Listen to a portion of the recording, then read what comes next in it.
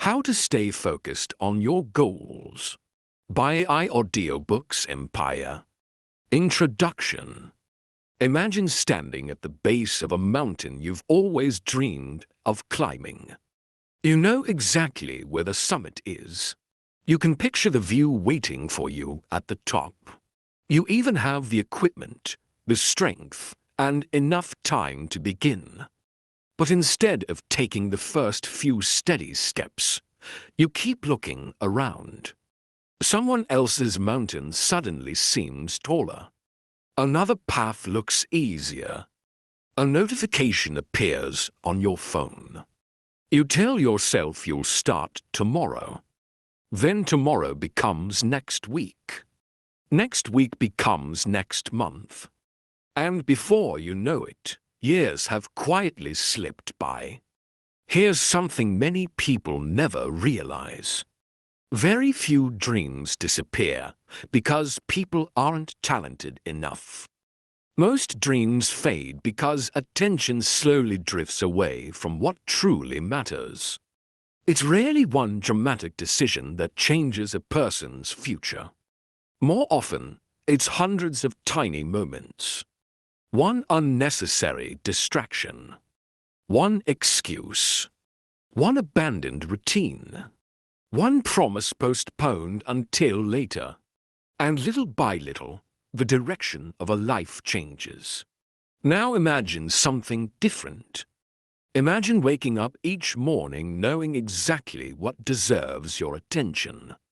Imagine finishing each day feeling that, even if your progress was small, you moved closer to the life you've been working toward. Imagine replacing overwhelm with clarity, replacing constant distraction with quiet confidence, replacing unfinished plans with meaningful progress. That kind of life isn't reserved for extraordinary people. It's built through ordinary choices made consistently. Focus isn't about becoming someone else. It's about learning to protect what matters most from everything that doesn't. Throughout this audiobook, you'll discover that staying focused isn't simply about having stronger willpower. It's about creating the right environment, building better habits, managing your energy, making wiser decisions, recovering after setbacks, and continuing forward even when motivation disappears. Whether your goal is to build a business, improve your health, strengthen your relationships, learn a new skill, write a book, or simply become the person you've always hoped to be, the principles you'll hear today can help you move there with greater confidence and consistency. So, wherever you are right now, whether you're driving, walking, working, or simply taking a quiet moment for yourself, thank you for choosing to spend this time investing in your future. Because the next decision you make could become the beginning of a completely different story. And that story begins now. Channel Introduction. Hello and welcome. We're truly grateful you've chosen to spend part of your day with us. This channel is dedicated to sharing thoughtful audiobooks that explore personal growth, resilience, mindset, productivity, and practical ways to build a more meaningful life. Our goal isn't simply to motivate you for a few moments. It's to offer ideas, perspectives, and habits you can carry into your everyday life, lessons that remain useful long after the audiobook has ended. Whether you're listening during your morning routine, your commute, a workout, or while relaxing at home, we hope these conversations become a trusted companion on your journey toward becoming the best version of yourself. Today's audiobook explores one of the greatest challenges of modern life: how to stay focused on your goals in a world filled with endless distractions. So get comfortable, take a slow breath, and let's begin this journey together. Audiobook Introduction. Every person has goals. Some are written carefully in journals. Others exist quietly in the heart. Maybe you've dreamed of starting your own business. Perhaps you want better health, a stronger family, financial freedom, a meaningful career, creative success, or simply becoming someone you're proud to see in the mirror. The problem isn't that people don't have goals. The problem is that life constantly competes for their attention. Every day brings new notifications, responsibilities, unexpected problems, tempting shortcuts, and endless opportunities to delay what matters most. It's easy to believe that successful people possess extraordinary discipline or endless motivation. But if you look closely, you'll discover something much more encouraging. They also become distracted. They also lose motivation. They also experience fear, uncertainty, and self-doubt. The difference is that they learn how to return their attention to what matters. Again, and again, and again. Focus isn't about being perfect. It's about repeatedly choosing your priorities over your impulses. Throughout this audiobook, we'll explore focus from many different angles.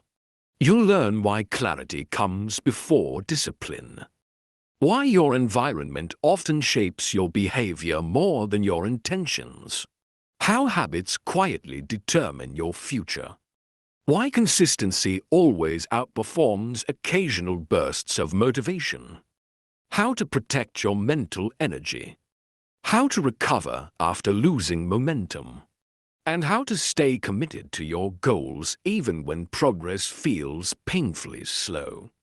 Along the way, you'll hear relatable stories, practical examples, useful exercises, and thoughtful reflections designed to help you apply each lesson in your own life. Rather than offering quick fixes or unrealistic promises, this audiobook focuses on small, sustainable changes that gradually produce remarkable results over time. So I encourage you to stay with us until the very end. Each chapter builds naturally upon the one before it, creating a complete system for developing lasting focus in every area of your life. By the time you finish listening, you won't simply understand focus better. You'll have practical tools to protect it, strengthen it, and use it to move steadily toward the future you want to create. Now, with that foundation in place, let's begin with the first lesson, one that shapes every decision you make from this point forward. Chapter 1. Know exactly what you're chasing. Have you ever spent an entire day feeling busy, only to realize that by evening you haven't made any real progress toward what matters most? You answered emails, completed small tasks, scrolled through social media for just a few minutes, responded to messages, and handled unexpected interruptions. The day felt full, yet somehow empty. This happens to countless people every single day. The problem isn't usually laziness. The problem is direction. Imagine boarding a ship with no destination programmed into its navigation system. The crew works tirelessly. The engines are powerful. The weather is favorable. Yet without a clear course, the ship drifts wherever the current takes it. Life works the same way. Energy without direction becomes exhaustion. Hard work without purpose becomes frustration. Determination without clarity becomes confusion. Before you can stay focused on your goals, you must first know exactly what those goals are, and perhaps even more importantly, why they matter to you. This chapter is about building that foundation. Because focus doesn't begin with discipline. It begins with clarity. When your destination is unmistakably clear, your daily decisions become easier. You stop saying yes to every opportunity. You stop chasing every new idea. You begin recognizing what truly deserves your time and attention. Let's explore why clarity is the starting point of lasting focus. Main lesson. Imagine walking into a massive library containing millions of books. You tell the librarian, "I'm looking for something." They smile kindly and ask, "What exactly are you looking for?" You shrug and reply, "I'm not really sure." How could anyone help you? The library contains incredible knowledge, but without knowing what you seek, you'll wander endlessly from shelf to shelf. Many people approach life this same way. They know they want success. They want more money. They want to be happier. They want to improve themselves. Those aren't goals. They're wishes. Goals become powerful only when they become specific. Instead of saying, "I want to get healthy," you might say, "I want to walk 30 minutes every morning and lose 10 kilograms over the next year." Instead of saying, "I want financial freedom," perhaps your goal becomes, "I will save enough money to cover 6 months of living expenses." Specificity transforms dreams into destinations. But clarity goes even deeper than defining what you want. You also need to understand why. Picture two people training for a marathon. The first signed up because their friends convinced them to join. The second is training because their doctor warned them that improving their health could dramatically extend their life. Both people run the same distance. Both follow similar training plans.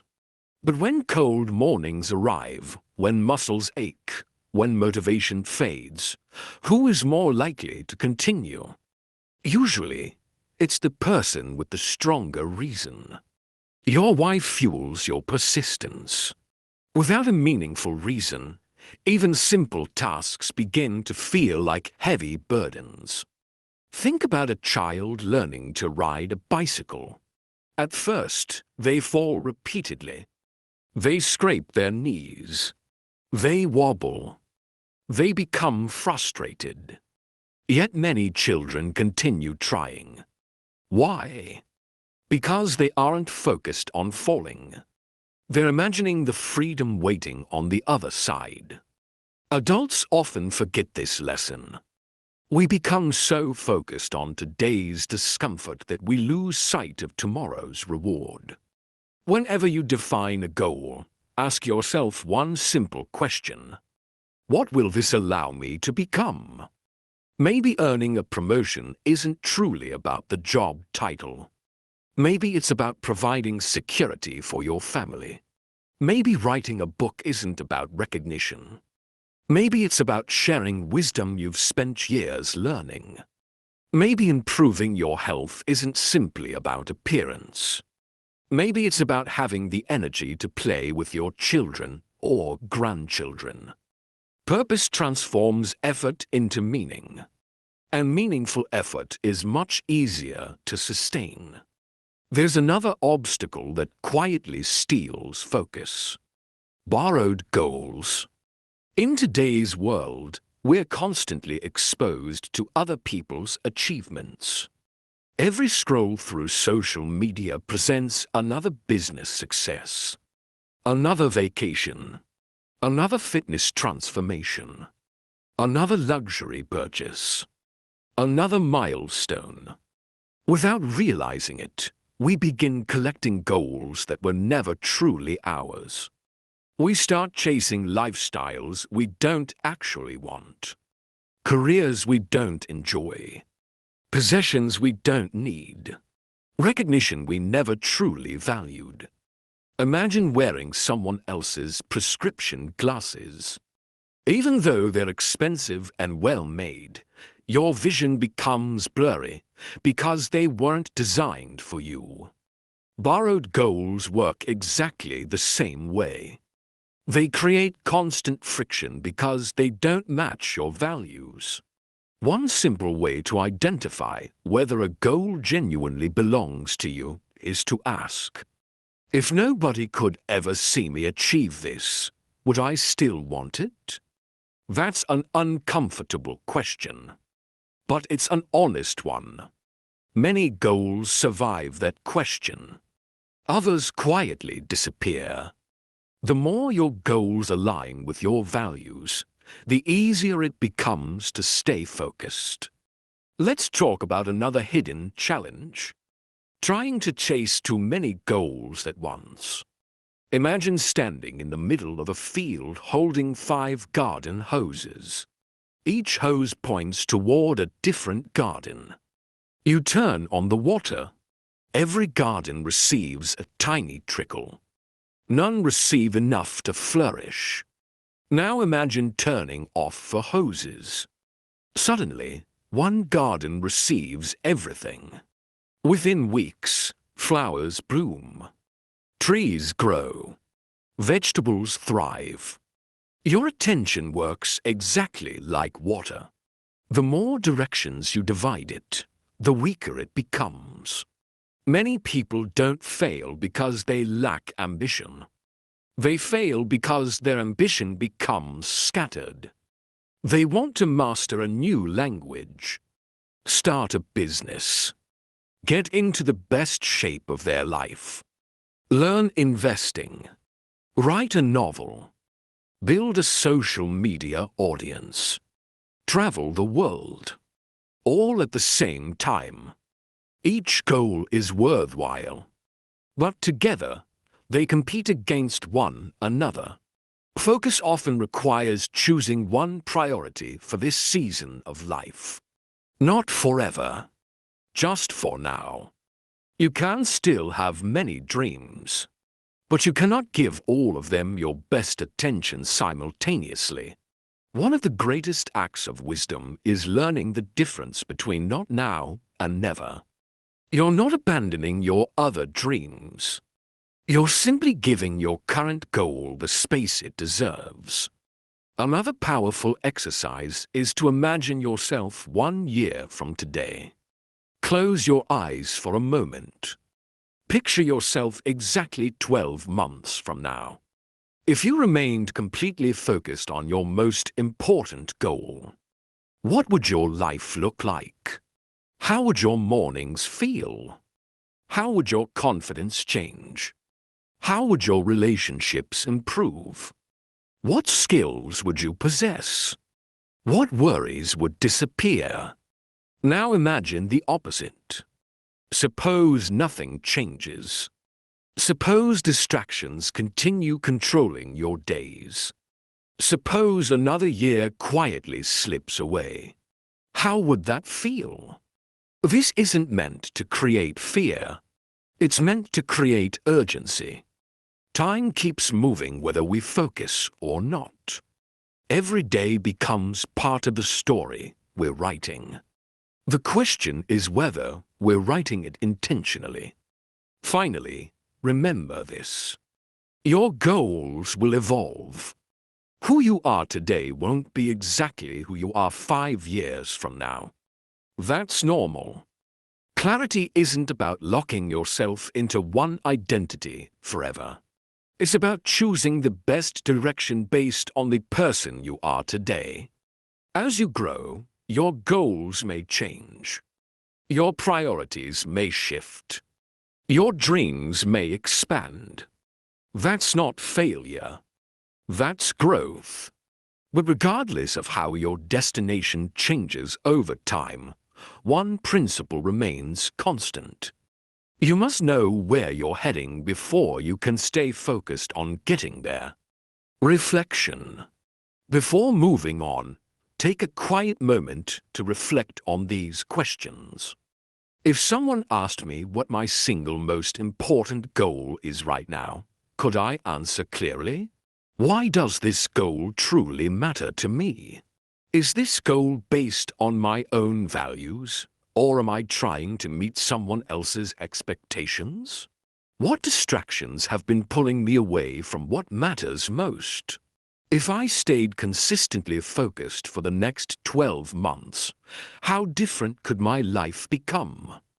There are no perfect answers. The value lies in your honesty.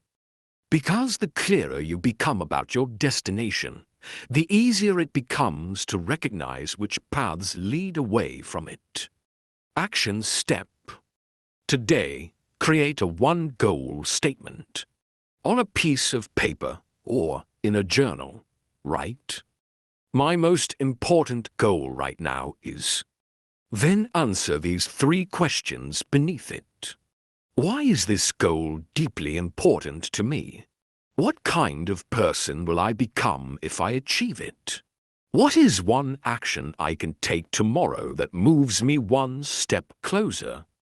Place this statement somewhere you'll see every morning. Let it become a daily reminder of what deserves your attention. Key takeaways. Clarity is the foundation of lasting focus. A meaningful why helps you stay committed when motivation fades.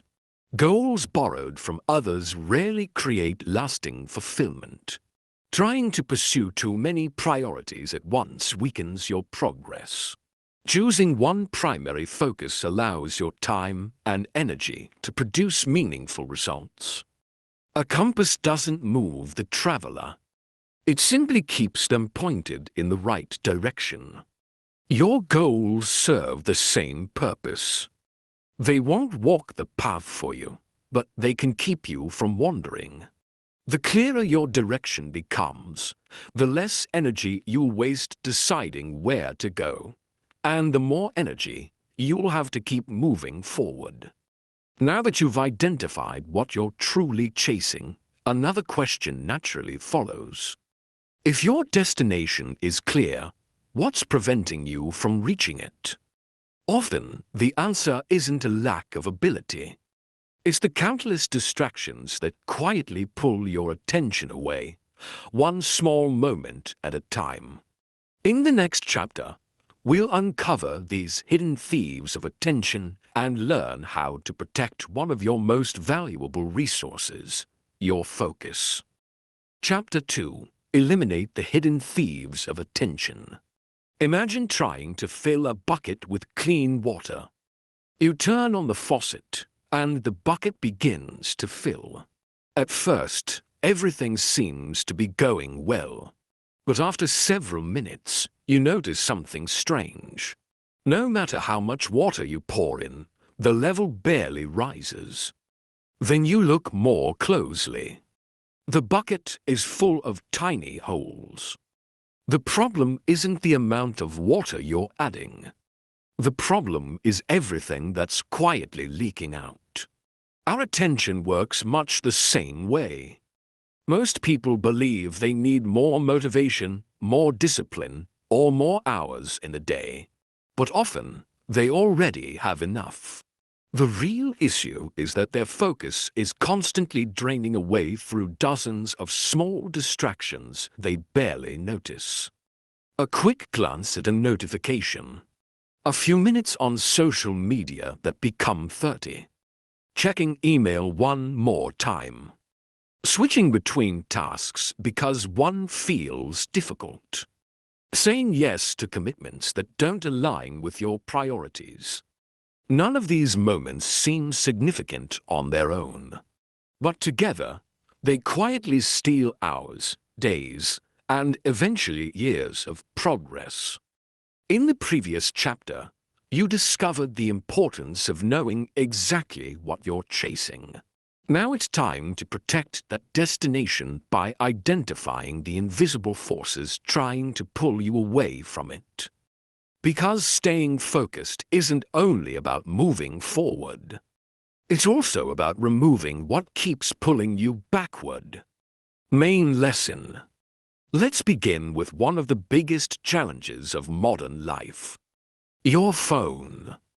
Think about this for a moment. Most of us carry one of the most powerful tools ever created in our pocket.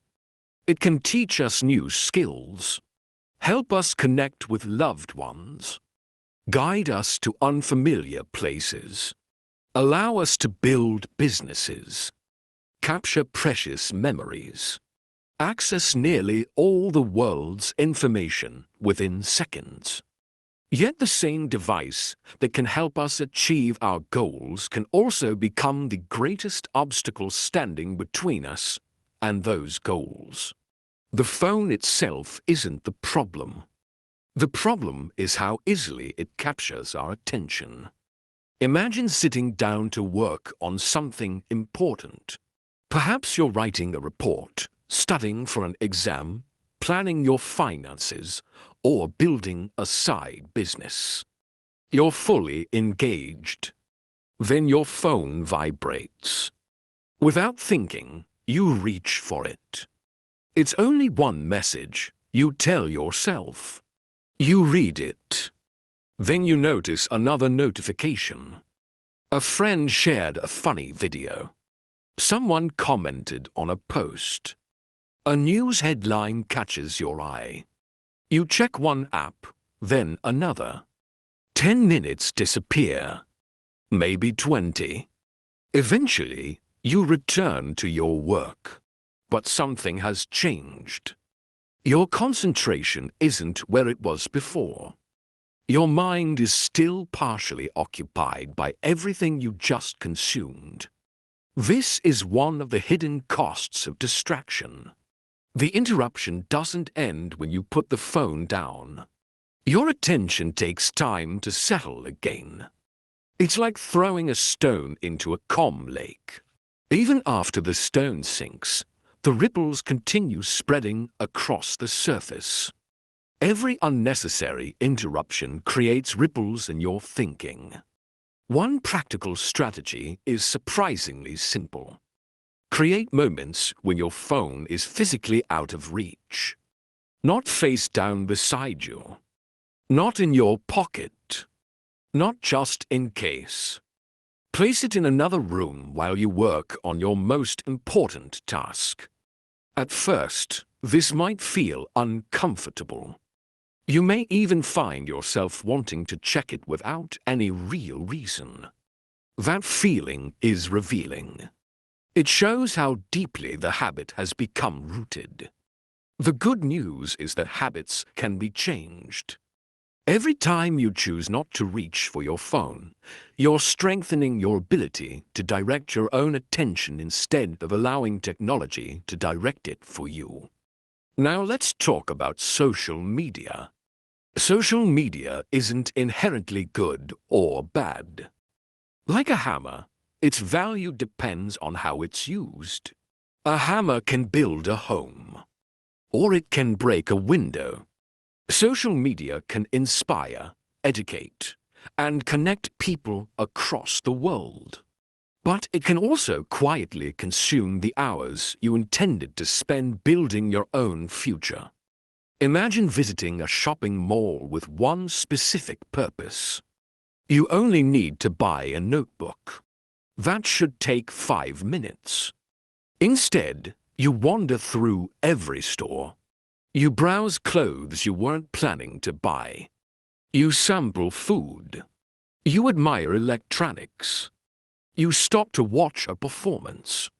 Before long, 3 hours have passed, and you finally remember why you came in the first place. Social media often works exactly like that. You open an app to answer one message. Then an interesting video appears. Then another. Then another. The platforms are designed to make the next piece of content feel irresistible. Not because anyone wants to harm you, but because your attention is valuable. The longer you stay, the more profitable it becomes. This means that protecting your focus requires intention. Instead of opening social media whenever you're bored, decide in advance when and how you'll use it. Maybe you check it for 15 minutes after lunch. Maybe you use it only after completing your most important task of the day. The key is to become the one making the decision, rather than allowing the platform to make it for you. Another quiet thief of attention is constant notifications.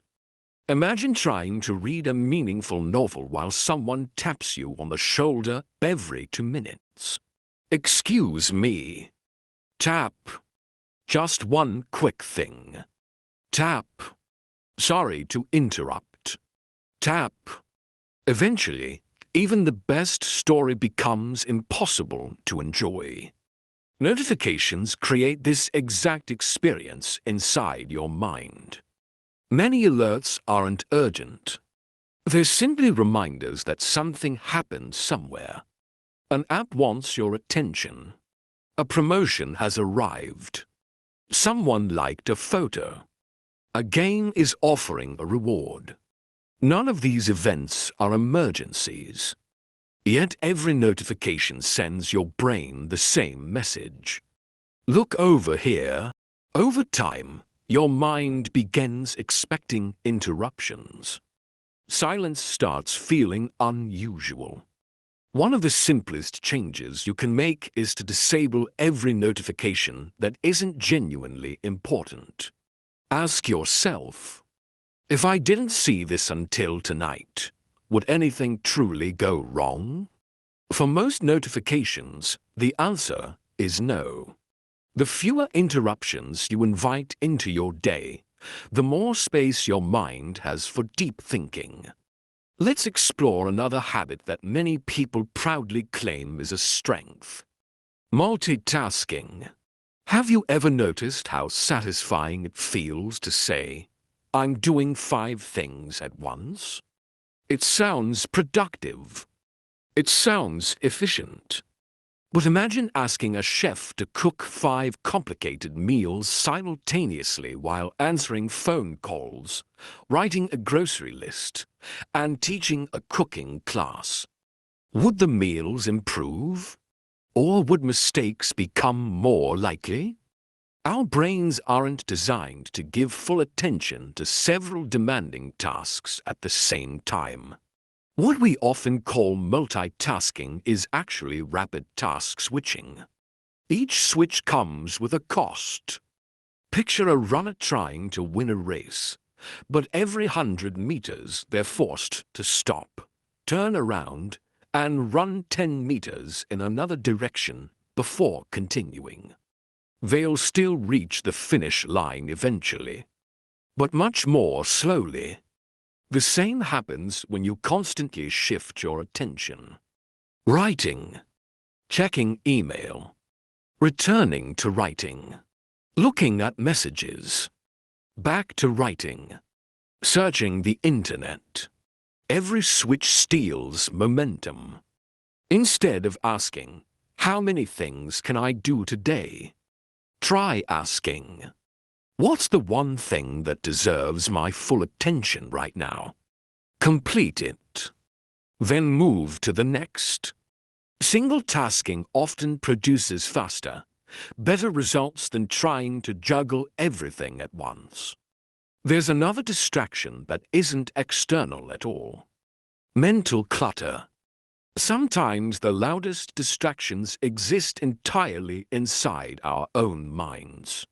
Unfinished conversations, worries about the future, regrets from the past, random ideas, forgotten errands, bills, appointments, small decisions waiting to be made. It's like trying to watch a movie while dozens of people whisper in your ear at the same time. One powerful solution is surprisingly old-fashioned. Write things down. Keep a notebook nearby. Whenever an unrelated thought appears while you're working, don't chase it. Capture it. Write. Call the dentist. Buy groceries. Research vacation ideas. Then return to your task. Your brain relaxes because it knows the thought won't be forgotten. Instead of serving as a storage system, your mind becomes what it does best, a thinking system. Finally, let's talk about one of the hardest words in personal growth. No. Many people believe saying yes creates more opportunities. Sometimes that's true. But every yes also means saying no to something else. If you agree to every invitation, every request, every project, every favor, every meeting, and every obligation, you'll eventually discover that your calendar has become full of everyone else's priorities. Imagine your time as a garden. You have only so much space. Every commitment is a seed. Some seeds grow beautiful flowers. Others become weeds. The challenge is that weeds often look harmless when they're small. Learning to say no isn't about becoming selfish. It's about protecting your ability to say a meaningful yes to the people and goals that matter most. Before accepting a new commitment, pause and ask, will this move me closer to the life I'm trying to build, or will it quietly pull me away from it? That single question can prevent countless unnecessary distractions. Reflection. Take a moment to think honestly about your daily routine. Ask yourself, which distraction steals the most time from my life? How often do I check my phone without a real purpose? Am I choosing how I spend my attention, or simply reacting to whatever appears? What commitment could I politely decline to create more space for what truly matters? If I removed just one major distraction, how much progress could I make over the next month? Awareness is the first step toward change. You can't protect your attention until you know what's stealing it. Action step. Choose one attention thief to eliminate for the next 24 hours. For example, turn off non-essential notifications. Keep your phone in another room during focused work. Stay off social media until you've completed your most important task. Write distracting thoughts in a notebook instead of acting on them immediately. Don't try to change everything at once. One small improvement, repeated consistently, creates lasting change. Key takeaways. Focus is strengthened by removing distractions, not just increasing effort. Your phone is a powerful tool, but only when you control it instead of letting it control you. Social media should serve your goals, not replace them. Multitasking often reduces the quality and speed of your work. Protecting your attention requires learning when to say no. Attention is one of the few resources you can never earn back once it's spent. Money can be replaced. Opportunities may return. But today's attention becomes tomorrow's life. Spend it where your future will thank you. Now that you've begun identifying and removing the distractions that compete for your attention, there's another important truth to understand. Even in a distraction-free environment, focus won't last if you rely on motivation alone. In the next chapter, we'll discover why habits, not feelings, are the true engine of consistent progress, and how small daily routines can keep you moving forward long after inspiration fades. Chapter 3. Build habits that keep you moving. Have you ever promised yourself that this time would be different? Maybe it happened on a Monday morning, or on the first day of a new month. You woke up feeling energized and determined. You made a plan, organized your workspace, and told yourself that from now on, you were going to stay focused every single day. For a while, everything went well. You exercised, You worked on your goals. You stayed away from distractions. You felt unstoppable. But then life happened. A busy week. An unexpected problem. A late night. A stressful conversation. Suddenly, the routine you were so excited about began to fade. One missed day became two. Two became a week. Before long, you found yourself wondering where all that motivation had gone. If you've experienced this, you're not alone. In fact, it's one of the most common reasons people struggle to achieve long-term goals. Many believe that successful people simply have more motivation. But if you could spend a day with someone who consistently reaches their goals, you might discover something surprising. They don't always feel motivated. Some mornings they wake up tired. Some days they don't feel inspired. Some tasks seem just as boring to them as they do to anyone else. So how do they keep moving? The answer is simple, but powerful. They've built habits that continue working even when motivation disappears. Motivation is a wonderful spark, but habits are the steady flame that keeps the fire burning. In this chapter, you'll learn why habits are the true foundation of lasting focus, and how you can build routines that quietly move you toward your goals, one day at a time. Main lesson. Imagine two people planting trees. The first person goes outside only when the weather is perfect. If the sun is shining and the temperature feels comfortable, they happily spend the day planting. But if it's too hot, too cold, or if rain clouds appear, they decide to wait until another day. The second person also enjoys pleasant weather, but they've made a different decision. They've committed to planting one tree every day, regardless of the forecast. Some days the work feels easy. Other days it's muddy, uncomfortable, and tiring. Yet they continue. Now imagine returning a year later. Who has the larger forest? Almost always, it's the person who relied on commitment rather than feelings. This is the difference between motivation and habit. Motivation asks, "Do I feel like doing this today?"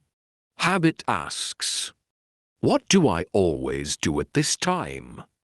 One depends on emotion. The other depends on routine. And routines are far more dependable. Think about brushing your teeth. Most mornings, you don't stand in front of the mirror debating whether you should do it. You don't wait for inspiration. You simply do it. Why? Because the action has become automatic. It requires very little mental effort. Now imagine if working toward your goals felt just as natural. Imagine if writing for 30 minutes, exercising, studying, practicing a skill, or reviewing your finances became as ordinary as making your morning coffee. That doesn't happen overnight. But it does happen through repetition. Every time you repeat a positive action, you're strengthening a pathway in your brain. At first, the path is difficult to follow. It's like walking through a thick forest where no trail exists. Each step requires effort. Branches get in your way. The ground is uneven. But every time you walk that same route, the trail becomes clearer. Eventually, it becomes the easiest path to follow. Habits are built the same way. The more consistently you repeat a behavior, the more natural it becomes. One mistake many people make is believing they need to start big. They decide they'll wake up at 5 every morning, exercise for 90 minutes, Read 50 pages. Meditate for an hour. Work on their business for 4 hours after work. Prepare healthy meals every day. It's an impressive plan. For about 3 days. Then reality arrives. They're exhausted. The schedule feels impossible. Discouragement sets in. Eventually, they quit. Not because they're incapable, but because they tried to build a mansion before laying a foundation. Imagine learning to play the piano. Would your first lesson involve performing a complicated concert in front of an audience? Of course not. You'd begin with a few simple notes. Those small notes eventually become songs. Songs become performances. Great achievements almost always begin with remarkably small actions. If your goal is to read more, begin with 5 pages. If your goal is to exercise, start with 10 minutes. If your goal is to write a book, commit to 1 page a day. Small habits may seem insignificant, but they have one enormous advantage. They're easy to repeat, and repetition is what creates transformation. There's another important principle to remember. Make your habits easy to start. Notice that phrase carefully. Not easy to finish. Easy to start. Because beginning is often the hardest part. Imagine you're standing at the bottom of a steep hill. The first few steps require the greatest effort.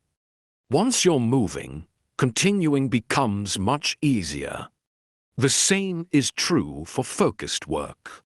Tell yourself, I'll work for just 5 minutes. Most of the time, those 5 minutes naturally become 30. Or 60. Momentum takes over.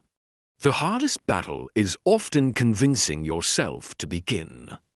This is why many successful people create small starting rituals. A writer opens the same notebook each morning. An athlete puts on running shoes immediately after waking. A student clears their desk before studying. These routines send a quiet signal to the brain. It's time. Eventually, the ritual itself becomes the trigger for focused action. Let's talk about consistency.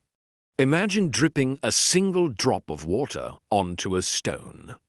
1 drop changes nothing. 10 drops change nothing. 100 drops still seem meaningless. But over months and years, those tiny drops can carve grooves into solid rock. Not because any single drop is powerful, because they never stopped falling. This is how lasting success is built. People often overestimate what they can accomplish in a week, and underestimate what they can accomplish in a year of steady effort. 1 workout won't transform your body.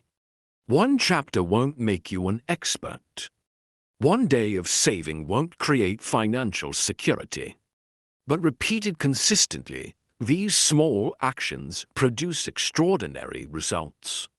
The secret isn't intensity. It's continuity. Of course, there will be days when you miss your habit. Everyone does. Perhaps you become sick. Travel interrupts your routine. Family responsibilities take priority. Unexpected challenges appear. Missing 1 day isn't the problem. The danger comes when 1 missed day becomes permission to stop altogether. Think of habits like climbing a staircase. If you pause on 1 step, you're still on the staircase. But if you turn around and walk back down, you're moving away from where you want to go. A simple rule can protect your progress. Never miss twice. If you skip today's workout, return tomorrow. If you don't write today, write tomorrow. If you eat poorly at lunch, make a healthier choice at dinner. Progress isn't about perfection. It's about returning. Again and again. Another helpful strategy is to connect new habits to existing ones. This is called building a routine around something you already do consistently. For example, after making your morning coffee, spend 10 minutes reading. After brushing your teeth, write your daily goals. After dinner, take a 15-minute walk. After arriving at work, spend your first 30 minutes on your most important project before checking email. Instead of creating entirely new routines, you're attaching them to habits that already exist.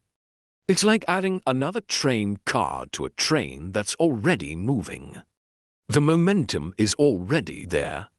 You're simply extending it. Finally, remember that your habits are quietly shaping your identity. Every action sends yourself a message. When you exercise, you aren't only becoming healthier. You're becoming someone who values health. When you study consistently, you're becoming a lifelong learner. When you honor your commitments, you're becoming someone who keeps promises. Over time, your habits stop feeling like things you do. They become part of who you are. And when your identity supports your goals, staying focused becomes far easier than constantly trying to force yourself forward. Reflection. Take a few quiet moments to consider these questions. Which habit in my life has had the biggest positive impact? Which small daily habit is quietly pulling me away from my goals? Am I relying too much on motivation instead of building routines? What's one habit I could make smaller and easier so I'm more likely to stick with it? If I repeated one simple action every day for the next year, how different could my life become?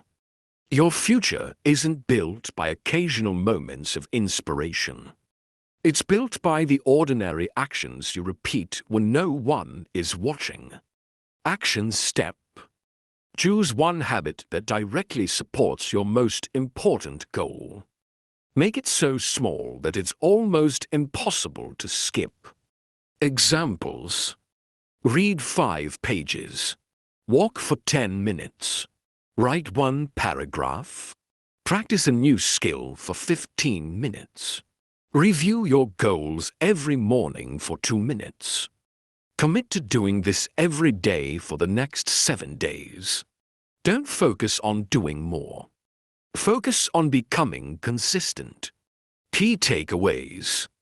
Motivation starts the journey, but habits keep it going. Small, repeatable actions are more effective than dramatic changes. Make habits easy to begin to reduce resistance. Missing one day doesn't ruin progress, giving up does. Your daily habits gradually become your identity. A mighty tree doesn't grow because it stretches toward the sky once. It grows because, day after day, season after season, it quietly continues doing what trees are meant to do. Your progress works the same way. The smallest habit, repeated faithfully, can one day become the strongest evidence of who you've chosen to become. By now, you've identified your destination, removed many of the distractions standing in your way, and begun building habits that support consistent progress. But there's another resource that determines whether those habits can last. It's something many people overlook until they feel completely drained. In the next chapter, we'll explore why managing your energy, not just your time, is essential for staying focused on your goals. Chapter 4. Manage your, not just your time. Imagine 2 people are each given 8 hours to chop down trees. The first person works non-stop. They never take a break. They swing the axe with determination from morning until evening, believing that every minute spent resting is a minute wasted. The second person also works hard, but every so often they stop. They drink some water. They catch their breath. Most importantly, they sharpen the blade of their axe before returning to work. At the end of the day, who do you think has cut down more trees? For most of us, the answer is obvious. The person who sharpened the axe. Yet many of us live our lives like the first person. We believe that staying busy is the same as being productive. We fill every hour with meetings, responsibilities, errands, emails, and endless tasks. We push ourselves to keep going even when our minds are exhausted, convincing ourselves that if we just work harder, we'll eventually catch up. But focus doesn't work that way. A tired mind struggles to make good decisions. An exhausted body has difficulty staying disciplined. A restless mind is easily distracted. One of the biggest myths about productivity is that success belongs to the people who work the longest hours.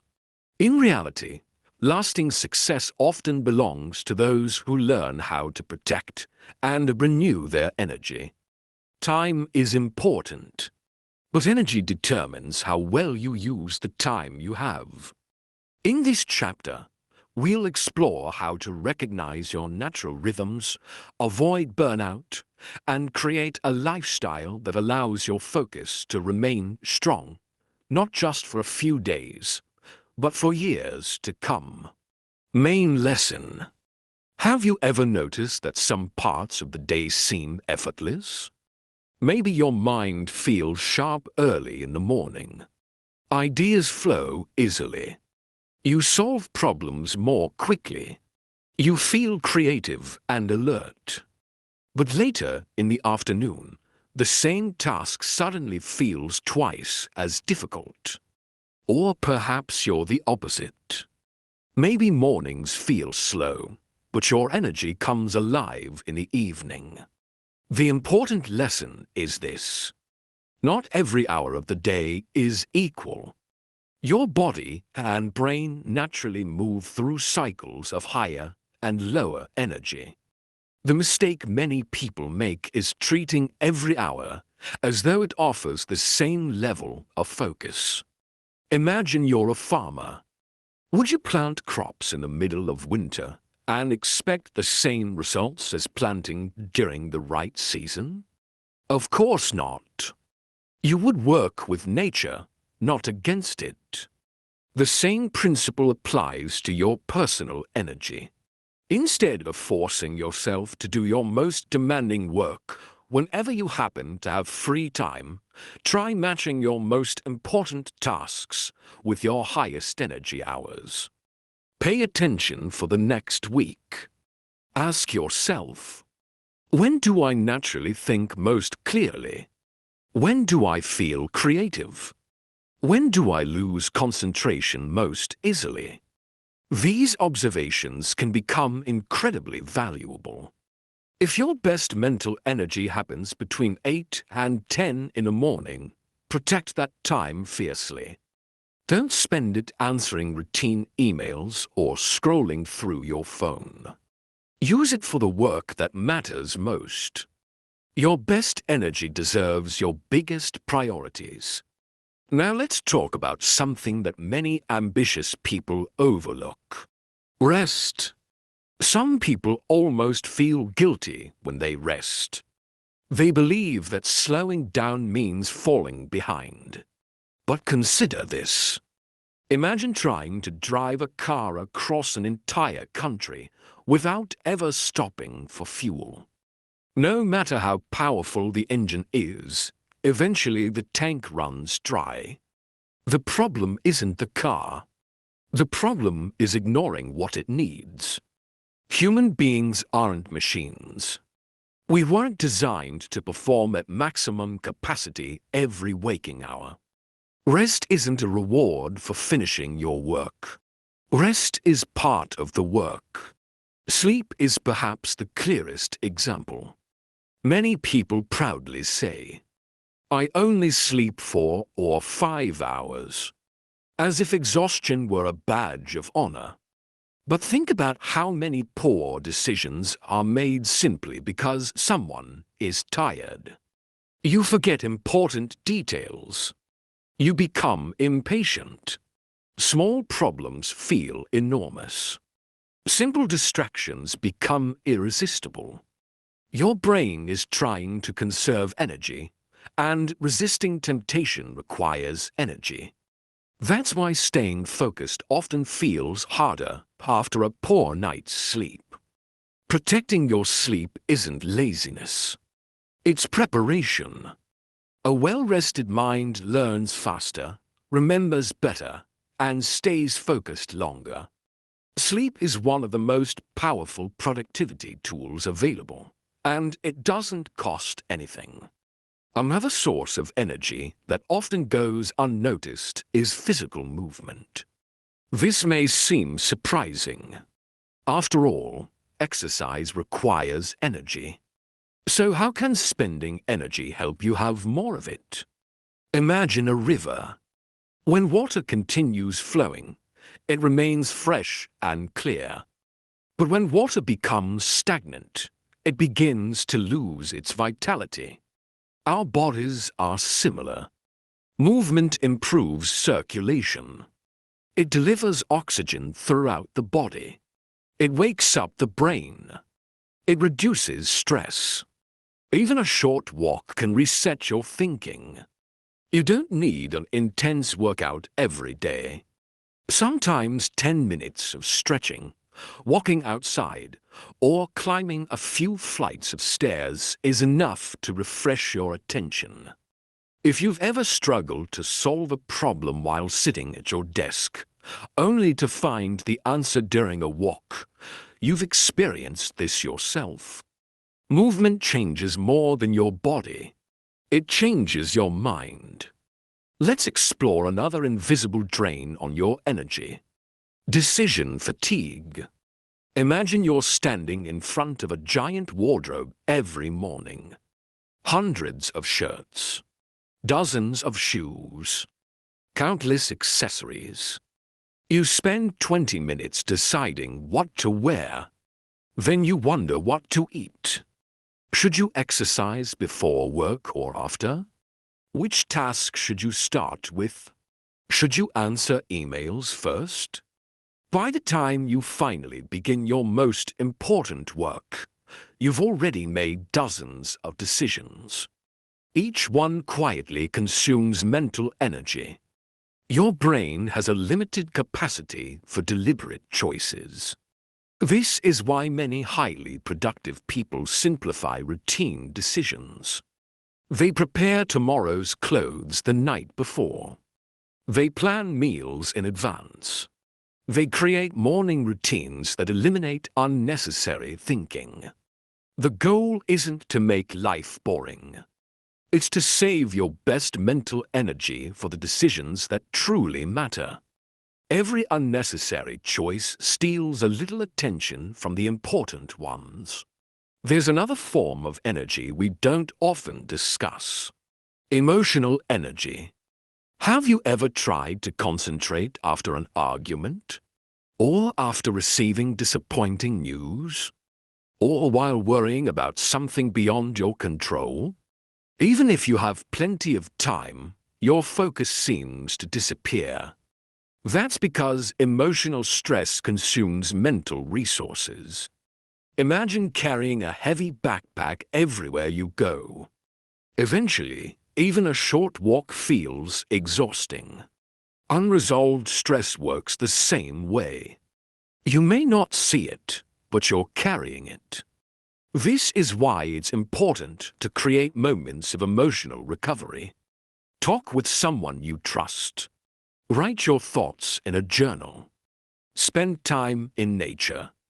Pray or meditate if those practices are meaningful to you. Sit quietly without constantly consuming information. These moments aren't interruptions to productivity. They're investments in your ability to return with greater clarity. Now let's talk about something many people ignore until it's too late. Burnout. Burnout rarely happens overnight. It's usually the result of many small choices repeated for too long. Skipping meals, ignoring sleep, working every weekend, never taking breaks, saying yes to every request, believing that slowing down means failure. Imagine stretching a rubber band. At first, it handles the tension easily. Stretch it farther, then farther still. Eventually, without warning, it snaps. People are much the same. Burnout isn't a sign of weakness. It's often a sign that you've been strong for too long without allowing yourself to recover. One way to prevent burnout is to build recovery into your schedule before you think you need it. Don't wait until you're exhausted. Take short breaks throughout the day. Protect one evening each week for rest. Plan time with people who restore your energy. Read something that inspires you. Enjoy a hobby with no expectation of achievement. Recovery isn't something you earn after success.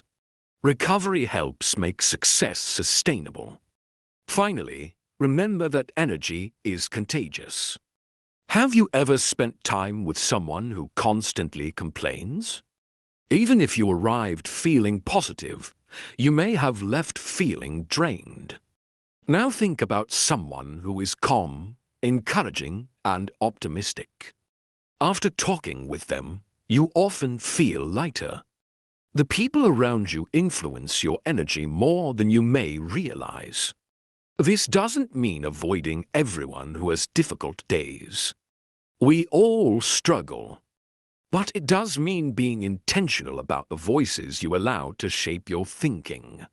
Surround yourself with people who challenge you, encourage you, and remind you of your goals.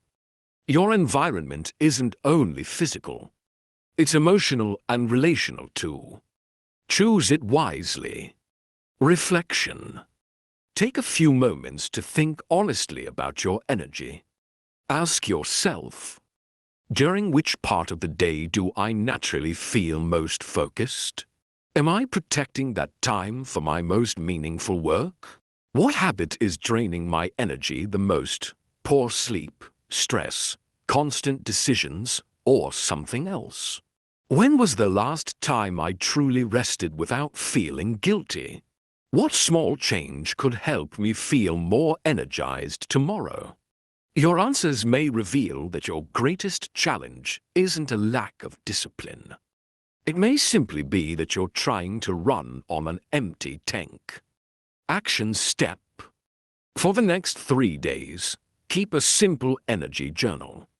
Every 2 or 3 hours, write down your energy level from 1 to 10. What you were doing. Whether you felt focused or distracted. At the end of the 3 days, look for patterns.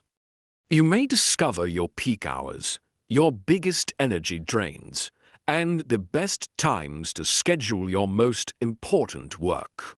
Awareness creates better decisions. Key takeaways. Time is limited, but energy determines how effectively you use it. Schedule your most important work during your highest energy hours. Rest, sleep, and movement are essential parts of sustained focus. Reducing unnecessary decisions preserves mental energy. Preventing burnout is easier than recovering from it. A candle that burns at both ends may shine brightly for a moment, but it doesn't last nearly as long. True progress isn't about burning yourself out.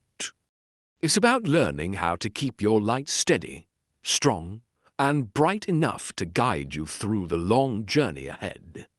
Now that you've learned how to protect your energy, it's time to examine another powerful force that shapes your ability to stay focused.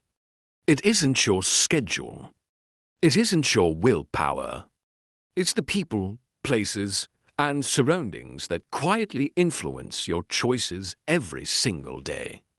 In the next chapter, we'll discover how designing the right environment can make staying focused feel less like a constant battle and more like a natural way of living. Chapter 5. Design an environment that supports your goals. Imagine placing a tiny seed into different places. The first seed is planted in rich soil. It receives enough sunlight, fresh air, and regular water. Day after day, it begins to grow. Its roots become stronger, its leaves spread wider, and over time, it develops into a healthy tree. The second seed is just as full of potential, but it's dropped onto a patch of dry concrete. No matter how remarkable the seed is, it struggles to grow because the environment isn't helping it. The difference isn't the seed. It's the surroundings. People often believe success depends almost entirely on determination. While determination certainly matters, there's another factor quietly influencing your daily decisions: your environment. Think about it. If healthy food is easy to reach, you're more likely to eat it. If your phone is sitting beside your keyboard while you're trying to work, you're more likely to pick it up. If your desk is covered with clutter, your mind often feels cluttered too. If you're surrounded by people who encourage growth, you're more likely to keep growing. Every environment sends silent messages about how to behave. The encouraging news is that, unlike the weather, much of your environment can be redesigned. You don't always need stronger willpower. Sometimes you simply need fewer obstacles. In this chapter, we'll discover how small changes to your surroundings can make staying focused feel easier, more natural, and much more sustainable. Main lesson. Imagine walking into two different kitchens.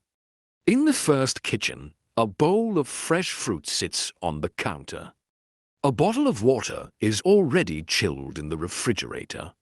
Healthy ingredients are prepared and easy to use.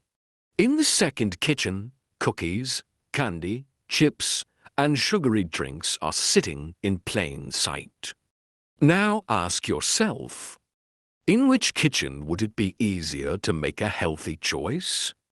Most people already know the answer. The environment often makes the decision before your willpower even has a chance. This principle extends far beyond food. If your guitar is stored in the back of a closet, you'll probably practice less. If the book you want to read is buried under a pile of papers, you'll be less likely to open it. If your notebook is already sitting on your desk when you wake up, writing becomes much easier. Success isn't only about resisting temptation. It's also about reducing temptation in the first place. One of the simplest questions you can ask is, am I making my good habits easy and my distractions difficult? That single question has the power to reshape your daily life. Let's begin with your workspace. Picture two desks. The first desk is overflowing with papers, coffee cups, charging cables, unopened mail, sticky notes, and random objects collected over weeks or months. Finding anything takes several minutes. The second desk is simple. Only the items needed for today's work are visible. Everything else has a place. Which desk would make it easier to concentrate? A cluttered space doesn't automatically mean a cluttered mind. But for many people, physical clutter creates constant visual reminders competing for attention. Every object silently asks for consideration. Should I deal with this? I forgot about that. I still need to finish this. Even if you aren't consciously thinking about these items, your brain is processing them. Imagine trying to have a conversation while 10 people are talking quietly around you. Even if you focus on one voice, the others still create background noise. A tidy workspace reduces that noise. You don't need a perfect office. You don't need expensive furniture. You simply need an environment that supports the task you're trying to accomplish. Before beginning your work each day, spend just 5 minutes preparing your space. Clear unnecessary items. Open only the materials you'll need. Place distractions out of sight. Those 5 minutes can save far more time by helping your mind settle quickly. Now let's talk about something many people underestimate. Visibility. We naturally pay attention to what we see. Imagine placing your running shoes directly beside your bedroom door. Every morning, they're the first thing you notice. Without saying a word, they remind you of your commitment. Now imagine those same shoes hidden deep inside a storage box under your bed. Nothing has changed about your goal. But everything has changed about the likelihood of acting on it. This principle works in every area of life. Want to drink more water? Keep a bottle nearby. Want to read more?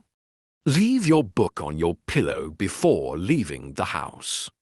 Want to practice an instrument? Keep it on a stand instead of inside its case.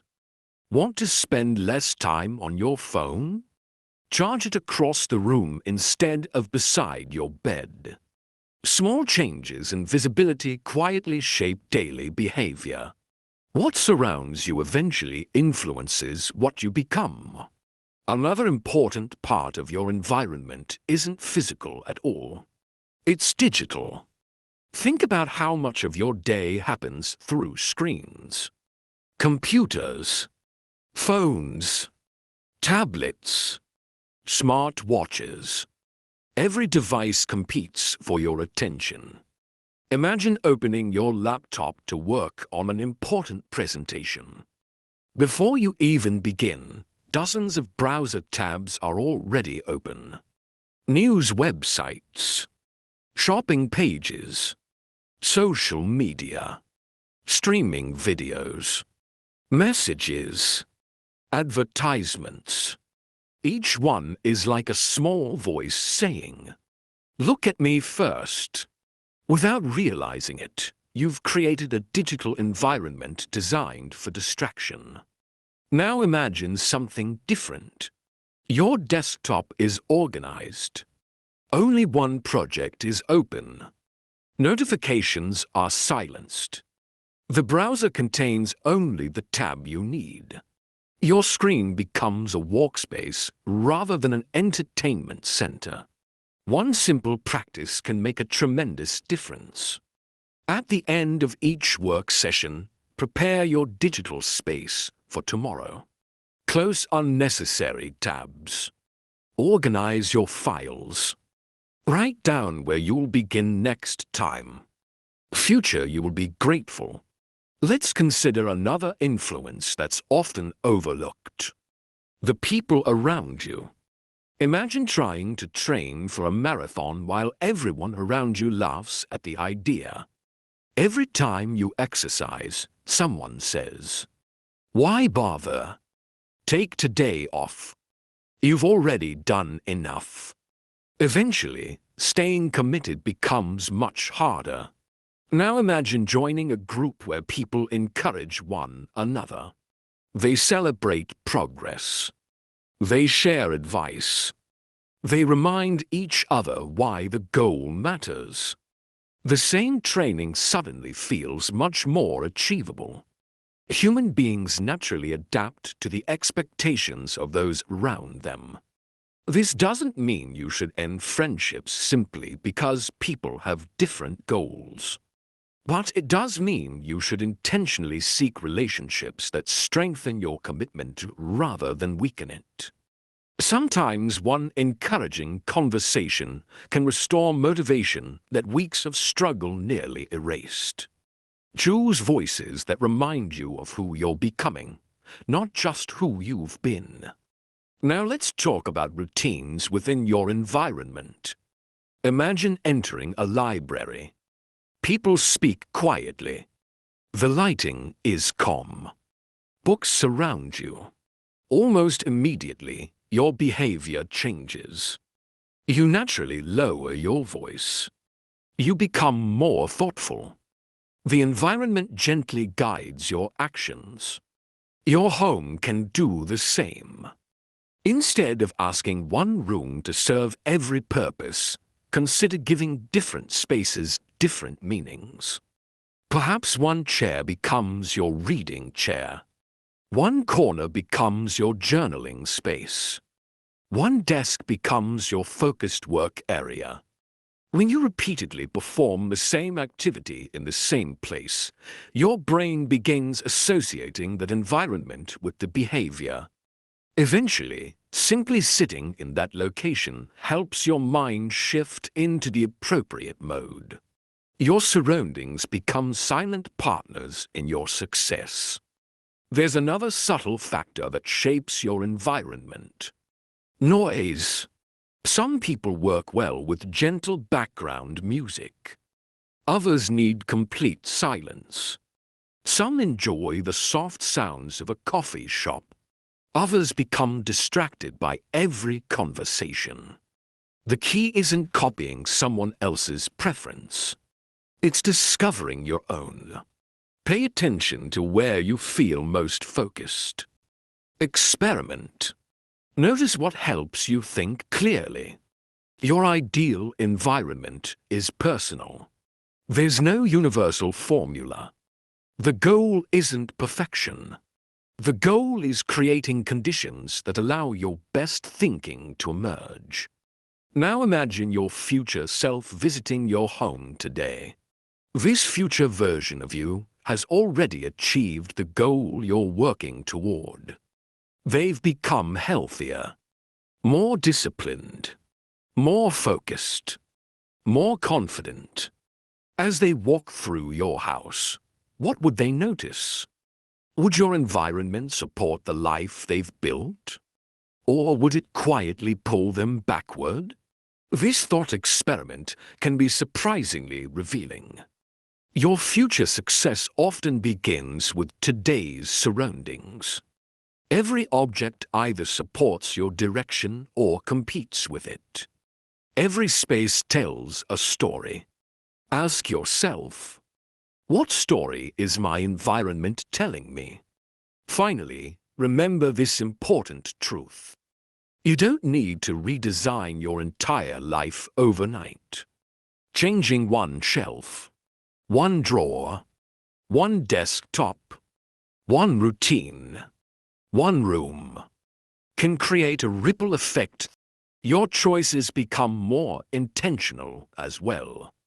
Instead of relying on constant self-control, you begin living in a space that quietly encourages the person you're trying to become. That's one of the most powerful forms of focus. Reflection. Take a moment to honestly evaluate your surroundings. Ask yourself, does my environment make my goals easier or harder to achieve? What distractions are always within easy reach? What positive habit could become easier with one small change to my surroundings? Are the people I spend the most time with encouraging my growth? If a visitor looked at my home or workspace, would they be able to guess what my priorities are? Sometimes the answers are more revealing than we expect. Action step. Today, choose one area of your environment to improve. For example, clear your workspace before tomorrow. Move distracting apps off your phone's home screen. Place a book where you'll see it every morning. Prepare tomorrow's work materials tonight. Put your phone in another room during your focus session. Don't try to change everything. One thoughtful adjustment can create momentum for many others. Key takeaways. Your environment quietly influences your daily decisions. Make good habits visible and distractions less accessible. A clean, organized workspace reduces unnecessary mental clutter. Your digital environment deserves as much attention as your physical one. The people and places around you shape the person you're becoming. A river doesn't become powerful because it fights every obstacle. It becomes powerful because its banks give it direction. Your environment serves the same purpose. When you shape your surroundings with intention, your focus no longer has to battle against the current. Instead, the current begins carrying you toward the life you've chosen to build. You've now built a strong foundation. You know where you're going.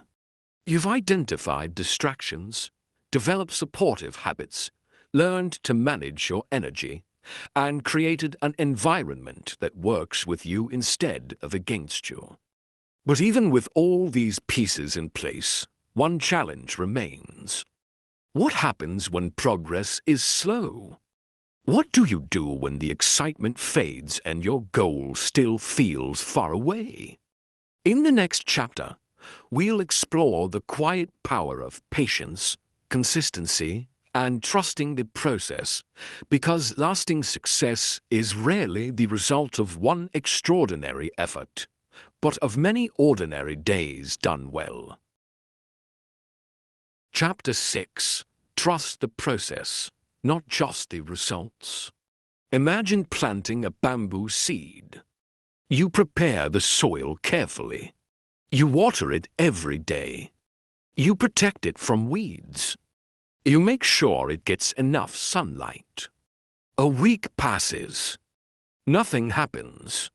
A month passes. Still nothing. Several months go by, and the ground looks exactly the same.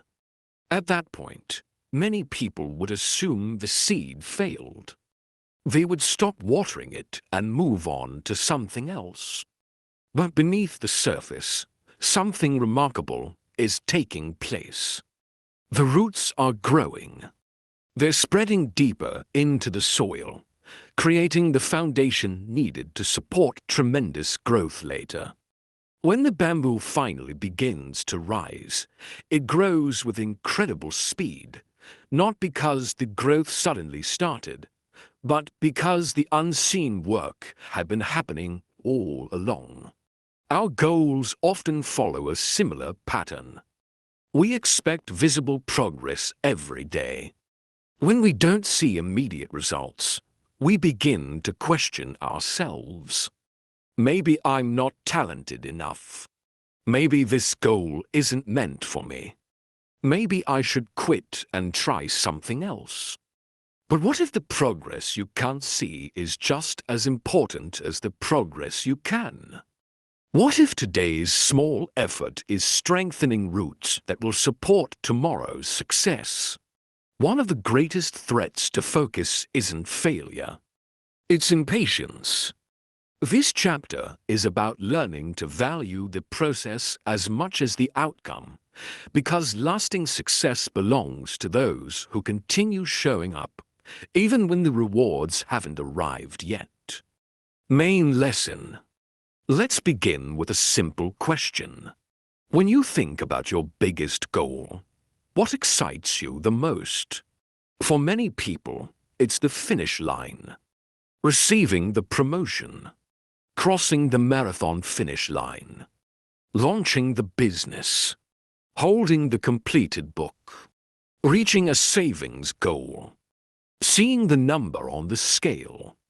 There's nothing wrong with celebrating those milestones. They matter. But here's something worth considering. Those moments are surprisingly brief. Imagine spending 5 years preparing to climb a mountain. You finally reach the summit. The view is breathtaking. You take a few photographs. You celebrate. And then what? Eventually, you climb back down. The summit is unforgettable, but you don't actually live there. Most of your life is spent climbing. In other words, the process is where life happens. If you only allow yourself to feel fulfilled after reaching the goal, you're postponing happiness until some future date that isn't guaranteed. Instead, learn to appreciate the daily practice. Enjoy becoming stronger. Notice the skills you're developing. Celebrate the discipline you're building. The process isn't simply the path to your goal. The process is transforming you into the kind of person who can sustain that goal once you achieve it. Imagine two musicians learning the same instrument. The first constantly asks, "How long until I'm good?" The second asks, "What can I learn from today's practice?" Both spend an hour practicing, but their experience is completely different. One becomes discouraged because progress feels slow. The other remains curious because every session teaches something new. The lesson here is profound. Your attitude toward the journey shapes whether you'll stay on it. If every day feels like a test you're failing, you'll eventually stop trying. But if every day becomes an opportunity to improve, progress becomes much more enjoyable. Focus grows when learning becomes more important than proving yourself. Let's talk about comparison. Imagine you're driving toward your destination on a beautiful road. The scenery is peaceful. You're making steady progress. Then another car speeds past you. Suddenly, instead of enjoying your own journey, you're wondering why they're moving faster. A few minutes later, another car passes. Now you're frustrated. Before long, you've forgotten where you were going because you're too busy measuring your speed against everyone else's. Comparison quietly steals contentment. It also steals focus. Every minute spent worrying about someone else's progress is a minute not invested in your own. Remember, you rarely see the full picture of another person's journey. You don't see the years of preparation behind their success. You don't see their setbacks, their sacrifices, their failures. You only see a single chapter. Comparing your entire story to someone else's highlight moments will almost always leave you feeling discouraged. Instead, compare yourself to who you were yesterday. Are you learning? Growing? Improving? If the answer is yes, you're moving in the right direction. Now let's explore another challenge. Plateaus. Have you ever worked hard for weeks, only to feel as though nothing was changing? Maybe you've exercised consistently, but your fitness seems stuck. You've practiced a skill, but improvement feels invisible. You've worked toward a goal, yet the results appear frozen. Plateaus are frustrating because they create the illusion that effort is no longer working. Imagine pushing a large boulder. For days, it barely moves. You begin wondering whether it's worth continuing. Then one day, after hundreds of steady pushes, the boulder finally rolls. Was it only the final push that mattered? Of course not. Every push contributed. Progress often accumulates quietly before it becomes visible. This is why consistency matters so much. The results you're hoping for may simply be delayed, not denied. Another powerful shift happens when you begin measuring actions instead of outcomes. Many outcomes are outside your direct control. You can't control whether everyone likes your work. You can't control every business opportunity. You can't control economic conditions or unexpected events. But you can control whether you practiced today, whether you studied, whether you exercised, whether you showed up. Imagine an archer aiming at a target. They can't control the wind, but they can control their stance, their breathing, their preparation, their release. The wiser approach is to judge yourself by the quality of your effort rather than by immediate results. When you consistently control what you can control, good outcomes become much more likely over time. Let's talk about identity.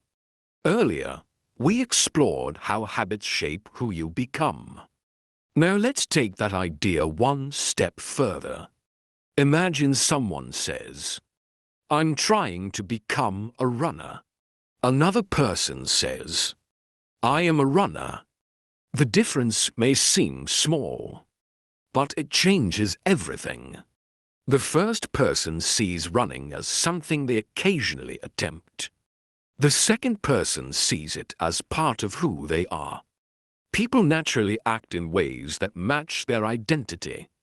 If you believe, "I'm someone who always quits," you'll unconsciously look for evidence that confirms that belief.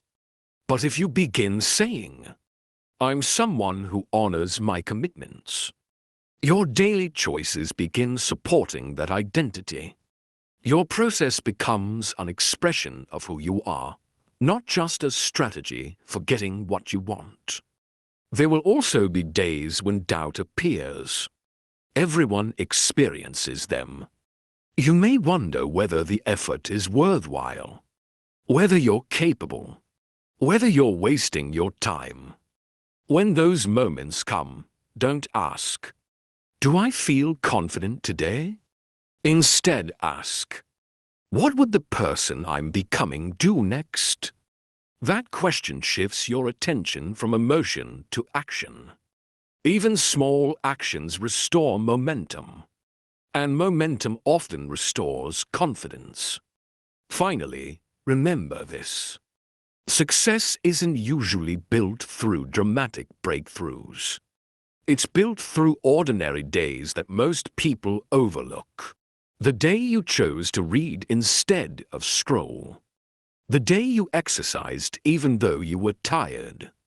The day you practiced your craft when no one was watching. The day you kept your promise to yourself. These days rarely feel extraordinary, but together they create extraordinary lives. Trust those days. They matter far more than they seem. Reflection. Take a few moments to reflect. Ask yourself, am I too focused on immediate results? Have I overlooked progress simply because it isn't dramatic? Where have I been comparing my journey to someone else's? Which daily actions make me proud, regardless of the outcome? What kind of person am I becoming through my current habits? Remember, your character is being built long before your success becomes visible. Action step. Start a progress journal. At the end of each day, write down 3 things. 1 action you completed toward your goal. 1 lesson you learned today. 1 reason you're grateful you didn't give up. Notice that none of these depend on achieving a final result. They measure progress you can control every single day. Key takeaways. Lasting success comes from trusting the process, not chasing quick results. Focus on becoming the right person, not just reaching the next milestone. Avoid comparing your journey with someone else's. Plateaus are often signs that unseen progress is taking place. Measure your consistency, because consistent actions create meaningful outcomes. The strongest bridges aren't built in a single day. They are constructed one beam, one bolt, and one careful decision at a time. Your future is no different. Each day you stay committed, even when the results are invisible, you are quietly building a life capable of carrying the dreams you've chosen to pursue. Trust the process. One day, you'll look back and realize it was working all along. If you've been listening from the beginning, thank you for staying with me. I hope these chapters have encouraged you to look at focus in a new way, not as something you're either born with or without, but as a skill you can strengthen through intentional choices. If you found value in this audiobook so far, I'd like to ask for a small favor. Please take a moment to like this video. It helps more people discover these lessons and supports the growth of the channel. If you enjoy motivational audiobooks and practical personal development content like this, consider subscribing so you won't miss future releases. And if you know someone who's working toward an important goal or struggling to stay focused, share this audiobook with them. Sometimes a single idea arrives at exactly the right moment and makes a lasting difference. Finally, I'd love to hear from you. In the comments, tell us, what's been your biggest takeaway so far? Your insight might encourage someone else who's listening today. Thank you once again for being here. Now, let's continue our journey. Because knowing what to do is only part of the story. The next challenge is learning how to stay committed when life doesn't go according to plan. Let's begin Chapter 7. Chapter 7. When life gets difficult. Imagine you're sailing across a wide ocean. You studied the map carefully before leaving the harbor. You packed enough supplies, checked the weather forecast, and prepared your boat for the journey ahead. For the first few days, everything goes exactly as planned. The sea is calm. The wind is steady. The sky is clear. Then, without warning, dark clouds gather on the horizon. The waves grow larger. The wind changes direction. Rain begins to fall. At that moment, you have a choice. You can conclude that the journey was a mistake and turn back. Or you can accept that storms are part of every voyage and learn how to navigate through them. Goals are much the same. When we imagine success, we often picture smooth progress. We see ourselves staying motivated every day, making steady improvements, and reaching our destination exactly on schedule. Real life rarely unfolds that way. Unexpected bills appear. Family members need our help. Work becomes overwhelming. Health challenges interrupt our routines. Plans fail. Opportunities disappear. Discouragement creeps in. These moments often convince people that something has gone wrong. But the truth is, difficulty isn't proof that you're on the wrong path. Very often, it's proof that you're walking a real one.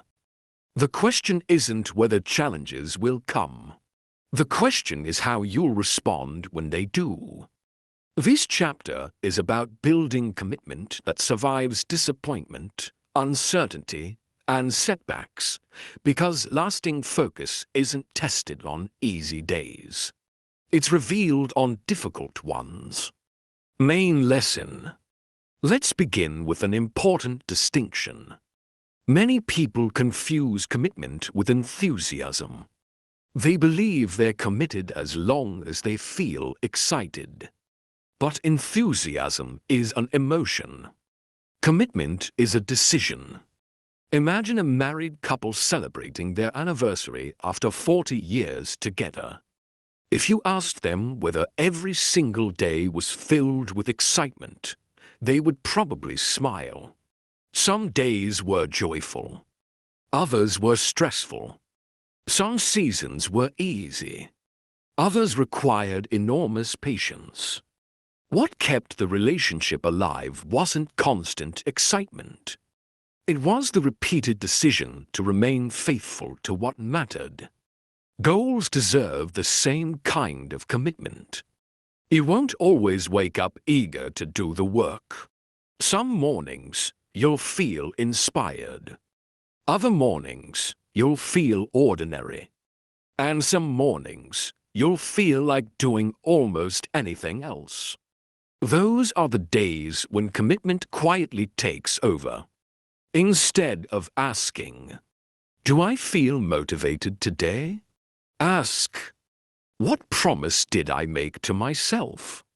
That simple question shifts your attention away from temporary emotions and back toward lasting values. Now let's talk about setbacks. Imagine learning to ride a bicycle for the very first time. You wobble. You lose your balance. You fall. Would anyone expect you to ride perfectly after one afternoon? Of course not. Falling is understood to be part of learning. Yet somehow, as adults, we often treat setbacks very differently. One failed attempt at a goal suddenly becomes evidence that we're incapable. A business idea doesn't work. A healthy routine gets interrupted. We miss a week of studying. We make a financial mistake. Instead of saying, "I'm learning," we begin saying, "Maybe I'm not cut out for this." Notice the difference. One response creates growth. The other creates surrender. Every setback contains two stories. The first is the event itself. The second is the meaning we assign to it. Imagine two people losing an important opportunity. The first says, "This proves I'll never succeed." The second says, "This showed me what I need to improve." They experienced the same disappointment, but they walked away with completely different futures. Your interpretation often matters more than the event itself. Another challenge many people face is perfectionism. Perfectionism often disguises itself as high standards. But beneath the surface, it's frequently driven by fear. Fear of making mistakes. Fear of criticism. Fear of not being good enough. Imagine an artist standing before a blank canvas. They have wonderful ideas. They've studied for years. They know exactly what they want to create. But they're afraid the first brushstroke won't be perfect. So they never begin. The empty canvas remains flawless. It also remains empty. Progress requires the courage to be imperfect. Think about a sculptor shaping a block of stone. The first strike of the chisel doesn't reveal the masterpiece. Neither does the second, or the 10th. Each imperfect strike removes a little more unnecessary stone. Over time, the sculpture begins to appear. Your goals develop the same way. Small improvements, repeated consistently, gradually reveal the person you're becoming. Perfection isn't the goal. Progress is. Let's talk about resilience. Imagine a young tree growing on a windy hillside. Every strong gust bends its branches. At first glance, the tree appears fragile, but over time, those constant winds actually strengthen it. Its roots grow deeper. Its trunk becomes more flexible. It learns how to withstand future storms. If the tree had grown in perfectly calm conditions, it might not survive the first major storm it encountered. Challenges often strengthen us in ways comfort never can. When life becomes difficult, it's easy to focus on what you're losing. Instead, ask, what strength is this situation helping me develop? Perhaps patience, adaptability, humility, problem-solving, compassion, persistence. These qualities often become more valuable than the original obstacle itself. There's another lesson worth remembering. Your pace doesn't have to remain constant. Imagine hiking a long mountain trail. Some sections are smooth. You walk quickly. Other sections are steep and rocky. Naturally, you slow down. Does slowing down mean you're failing? Not at all. It means you're adapting to the terrain. Life has seasons. There are seasons of rapid progress. There are seasons of caregiving, seasons of recovery, seasons of learning, seasons of rebuilding. One of the greatest mistakes people make is comparing today's pace with yesterday's. Instead, ask, am I still moving in the right direction? Even slow progress is still progress. Sometimes the bravest thing you can do is continue taking small steps when circumstances make giant leaps impossible. Let's explore another hidden obstacle, the fear of starting again. Perhaps you've experienced this. You followed your routine for months. Then life interrupted. A vacation, an illness, a family emergency. Suddenly, your habits disappeared. Now you feel as though you've lost everything. So you postpone restarting because beginning again feels discouraging. Imagine reading a long novel. Suppose you accidentally skip 10 pages. Would you throw away the entire book? Of course not. You'd simply return to where you left off and continue reading. Your goals deserve the same grace. Starting again doesn't erase previous progress. The skills you've developed remain. The lessons you've learned remain. The discipline you've practiced remains. You're not beginning from zero. You're beginning from experience. Now consider the role of hope. Hope isn't pretending everything will be easy. Hope is believing that today's effort still matters, even when tomorrow is uncertain. Imagine a gardener planting trees whose full shade they may never personally enjoy. Why plant them? Because they believe in the future. Focus requires that same perspective. Many of the actions you take today won't produce immediate rewards, but they are investments. Each thoughtful decision becomes a gift to your future self. And one day, that future version of you will quietly thank the person you chose to be today. Finally, remember this. Commitment isn't measured by how perfectly you avoid obstacles. It's measured by how consistently you return after encountering them. Everyone gets knocked off course. Everyone has difficult seasons. Everyone experiences moments of doubt. The people who eventually achieve meaningful goals aren't the ones who never struggle. They're the ones who refuse to let struggle write the final chapter. Reflection. Take a quiet moment and reflect on these questions. What challenge has tested my commitment the most? When I experience setbacks, what story do I usually tell myself? Am I expecting perfection instead of steady progress? What strength have I gained because of a difficult season? If I faced another setback tomorrow, how could I respond differently? Sometimes resilience begins with changing the conversation you have with yourself. Action step. Write yourself a commitment letter. Imagine you're writing to yourself 6 months from now during a difficult week. Include why your goal matters, the obstacles you expect to face, words of encouragement for your future self, a reminder never to mistake a temporary setback for a permanent ending. Keep the letter somewhere safe. When discouragement comes, and it eventually will, read it again. Let today's clarity guide tomorrow's emotions. Key takeaways. Commitment is a decision, not a feeling.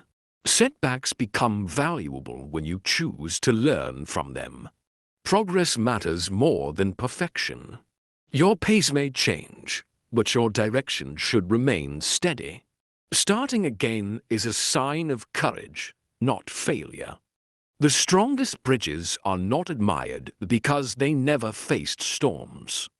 They are admired because, after countless storms, they are still standing.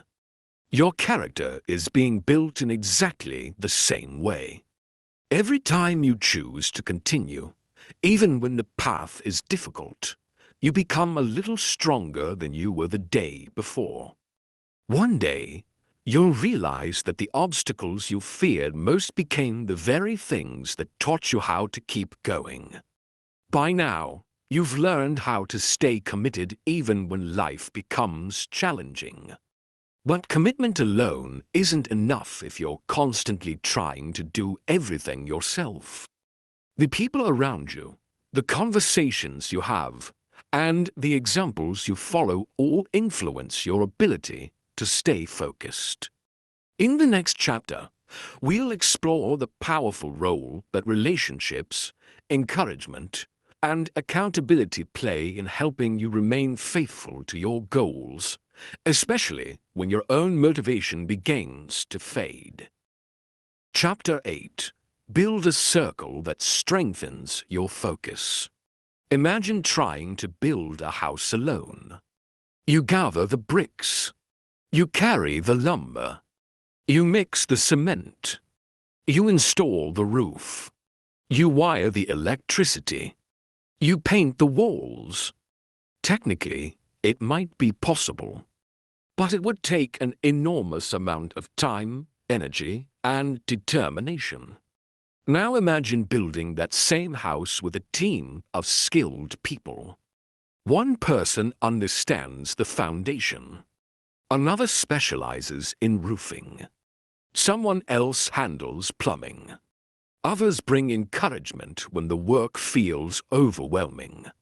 The house still requires effort. But suddenly, the journey becomes lighter. Many people approach their goals as if they must do everything alone. They believe asking for help is a sign of weakness. They convince themselves that they should already know all the answers. They quietly carry every challenge by themselves. But here's an important truth. Focus is personal, but it doesn't have to be lonely. The people around you have a remarkable influence on your mindset, your habits, your confidence, and even your daily decisions. Sometimes a single conversation can restore your determination after weeks of discouragement. Sometimes one honest question can help you recognize a mistake you've been unable to see. And sometimes simply knowing that someone believes in you gives you the courage to keep going.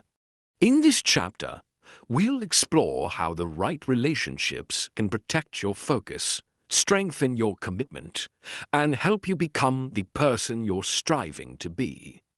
Main lesson. Let's begin with a simple observation. Think about the 5 people you spend the most time with, not just physically. Think about the voices you listen to most often, the conversations you have, the messages you read, the videos you watch, the opinions you absorb. Now ask yourself, how do I usually feel after spending time with them? Do you feel encouraged, inspired, calmer, more hopeful? Or do you feel drained, more doubtful, more distracted, more negative? Human beings naturally absorb the attitudes of the people around them. It's almost impossible not to. Imagine placing a white shirt beside something brightly colored in the washing machine. After enough time, some of that color begins to transfer. Our thinking often works the same way. We slowly begin speaking like the people we admire, thinking like the people we regularly listen to, expecting from ourselves what our environment repeatedly suggests is normal. This isn't a reason to judge other people. It's simply a reminder to be intentional about the influences you allow into your life. Now let's talk about encouragement. Imagine training for a long-distance race. You've reached kilometer 25. Your legs are tired. Your breathing is heavy. You begin wondering whether you should stop. Then you hear someone call your name. Keep going. You've come too far to quit. You can do this. Those words don't magically remove the pain, but they often provide enough strength to take the next step. Encouragement works because it reminds us of truths we've temporarily forgotten. Sometimes we don't need new information. We simply need someone to remind us of what we already know. Think back to a time when someone believed in you before you fully believed in yourself. Maybe it was a teacher, a coach, a parent, a friend, a co-worker. Their confidence didn't complete the journey for you, but it helped you continue. Now imagine becoming that kind of person for someone else. Encouragement is one of the few gifts that strengthens both the giver and the receiver. Another valuable relationship is accountability. At first, that word can sound uncomfortable. Some people associate accountability with criticism or punishment. But healthy accountability is something very different. Imagine you're hiking with a friend. Before beginning the trail, you both agree to reach the summit together. Halfway up the mountain, you become tired. You suggest turning back. Your friend gently reminds you why you started. They don't force you. They don't shame you. They simply help you remember your commitment. That's accountability. It's not about control. It's about support. When someone respectfully asks, "How are you doing with the goal you set?"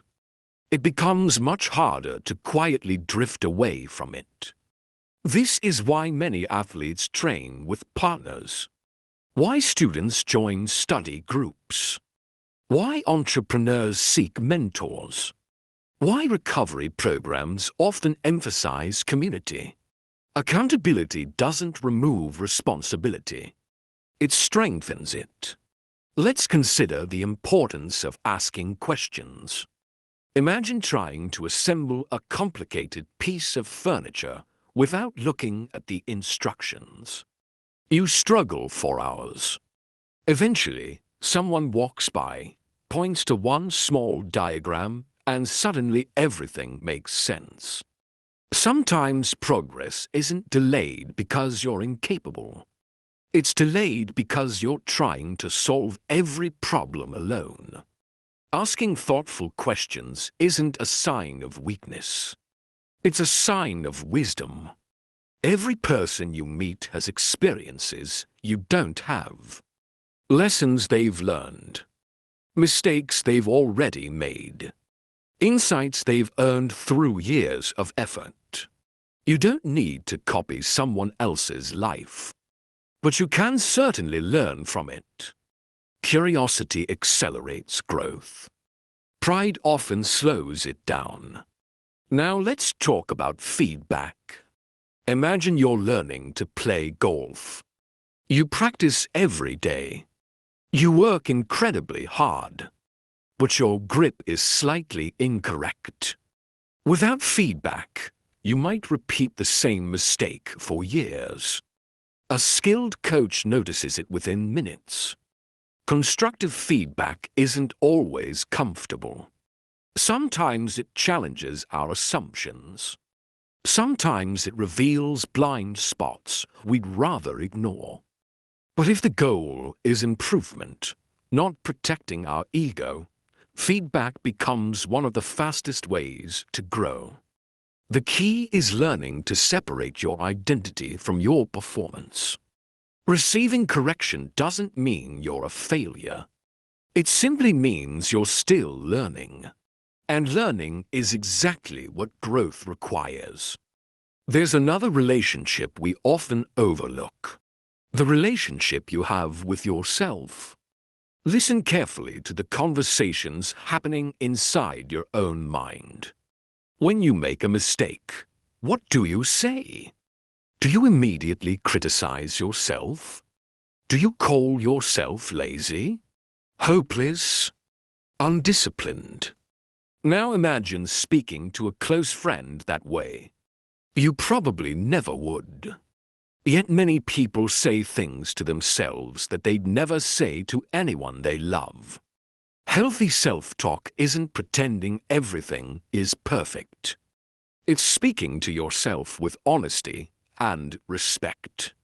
Instead of saying, "I always fail," try saying, "Today didn't go as planned, but I can learn from it." Instead of, "I'm terrible at this," try, "I'm still improving." The words you repeatedly tell yourself gradually become the beliefs you carry into the future.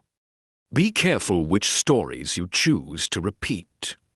Let's explore another important idea. Not everyone will understand your goals.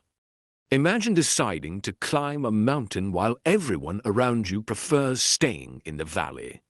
Some people may question your decision. Others may laugh. Some may even discourage you, not because they dislike you, but because your ambition makes them uncomfortable. Remember this. People often evaluate your dreams through the limits of their own experience. That doesn't make them bad people. It simply means they cannot always see what you see. Respect their perspective. But don't end a vision simply because someone else can't imagine it. The approval of others is pleasant.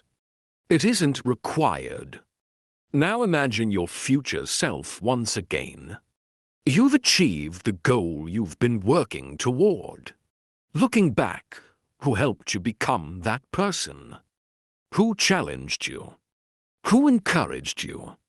Who believed in you? Who inspired you simply through the way they lived? Now ask yourself another question.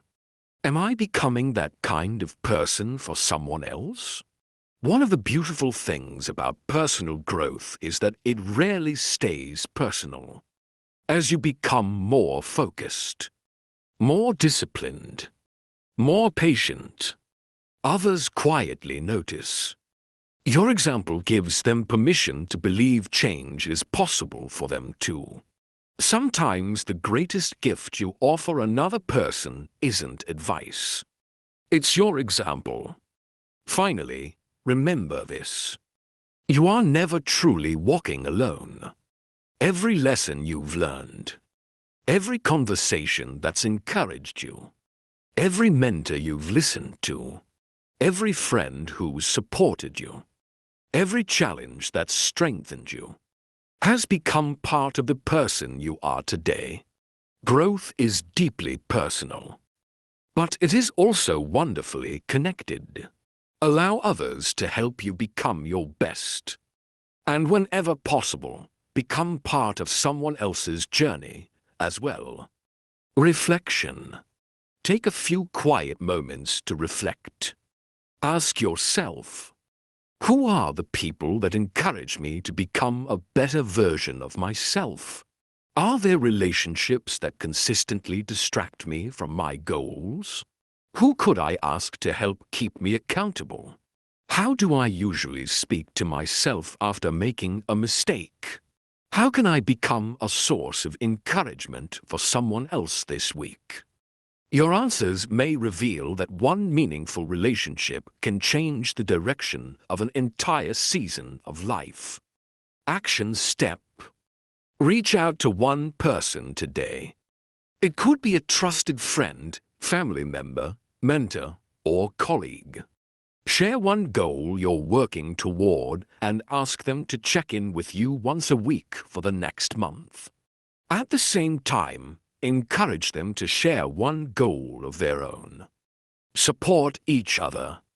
Growth becomes more sustainable when it is shared. Key takeaways. The people around you influence your focus more than you may realize. Encouragement helps you continue when motivation fades. Accountability strengthens commitment without taking away responsibility. Constructive feedback accelerates growth. The relationship you have with yourself shapes every other area of your life. A single tree can survive on its own, but a forest withstands storms because its roots quietly support one another beneath the surface. Strength doesn't always come from standing alone. Sometimes it comes from knowing that you're growing alongside others who remind you to keep reaching toward the light.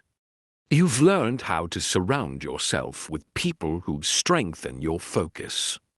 But even with supportive relationships and strong habits, there's one challenge that eventually finds all of us. Life changes. Goals evolve.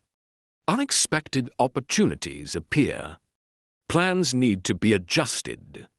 In the next chapter, we'll explore how to remain focused without becoming rigid, learning the balance between staying committed to your vision while adapting wisely to the realities of life.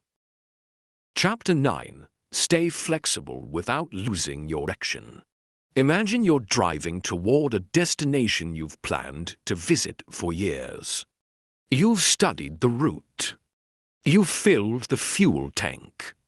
You've started the journey with confidence. A few hours later, you encounter an unexpected road closure. Construction has blocked the highway. You have two choices. The first is to sit there, frustrated, insisting that the road should have remained open.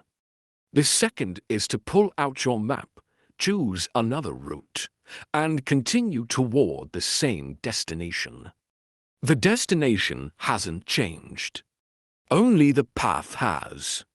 Life often works exactly this way. Many people believe staying focused means never changing their plans. But true focus isn't stubbornness. It's adaptability with purpose.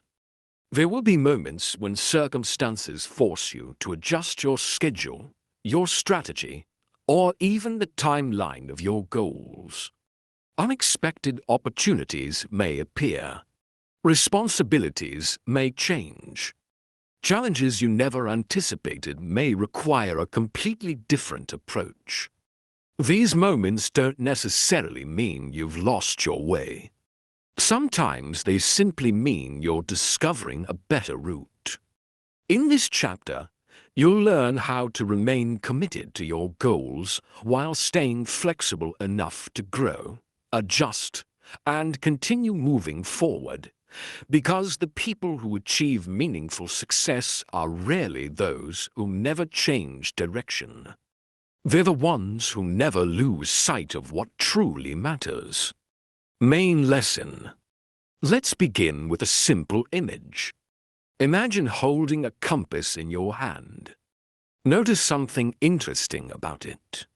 The needle always points north. But that doesn't mean you always walk in a perfectly straight line. You may need to walk around rivers, climb hills, cross bridges, take detours, avoid dangerous terrain. The compass gives you direction, not a detailed script for every step. Goals work the same way. Many people mistake their original plan for their ultimate purpose. When the plan stops working, they assume the dream has failed. But often, only the strategy needs to change. Imagine someone whose goal is to improve their health. They planned to run every morning. Then they injure their knee. If they believe running is the only acceptable path, they may stop exercising altogether. But if they remember that their real goal is health, they'll discover other options. Swimming, cycling, strength training, walking. The destination remains the same. Only the method changes. This mindset protects your focus because it separates your purpose from your preferred approach. Now let's talk about expectations. Imagine planting an apple tree. You know it will eventually bear fruit.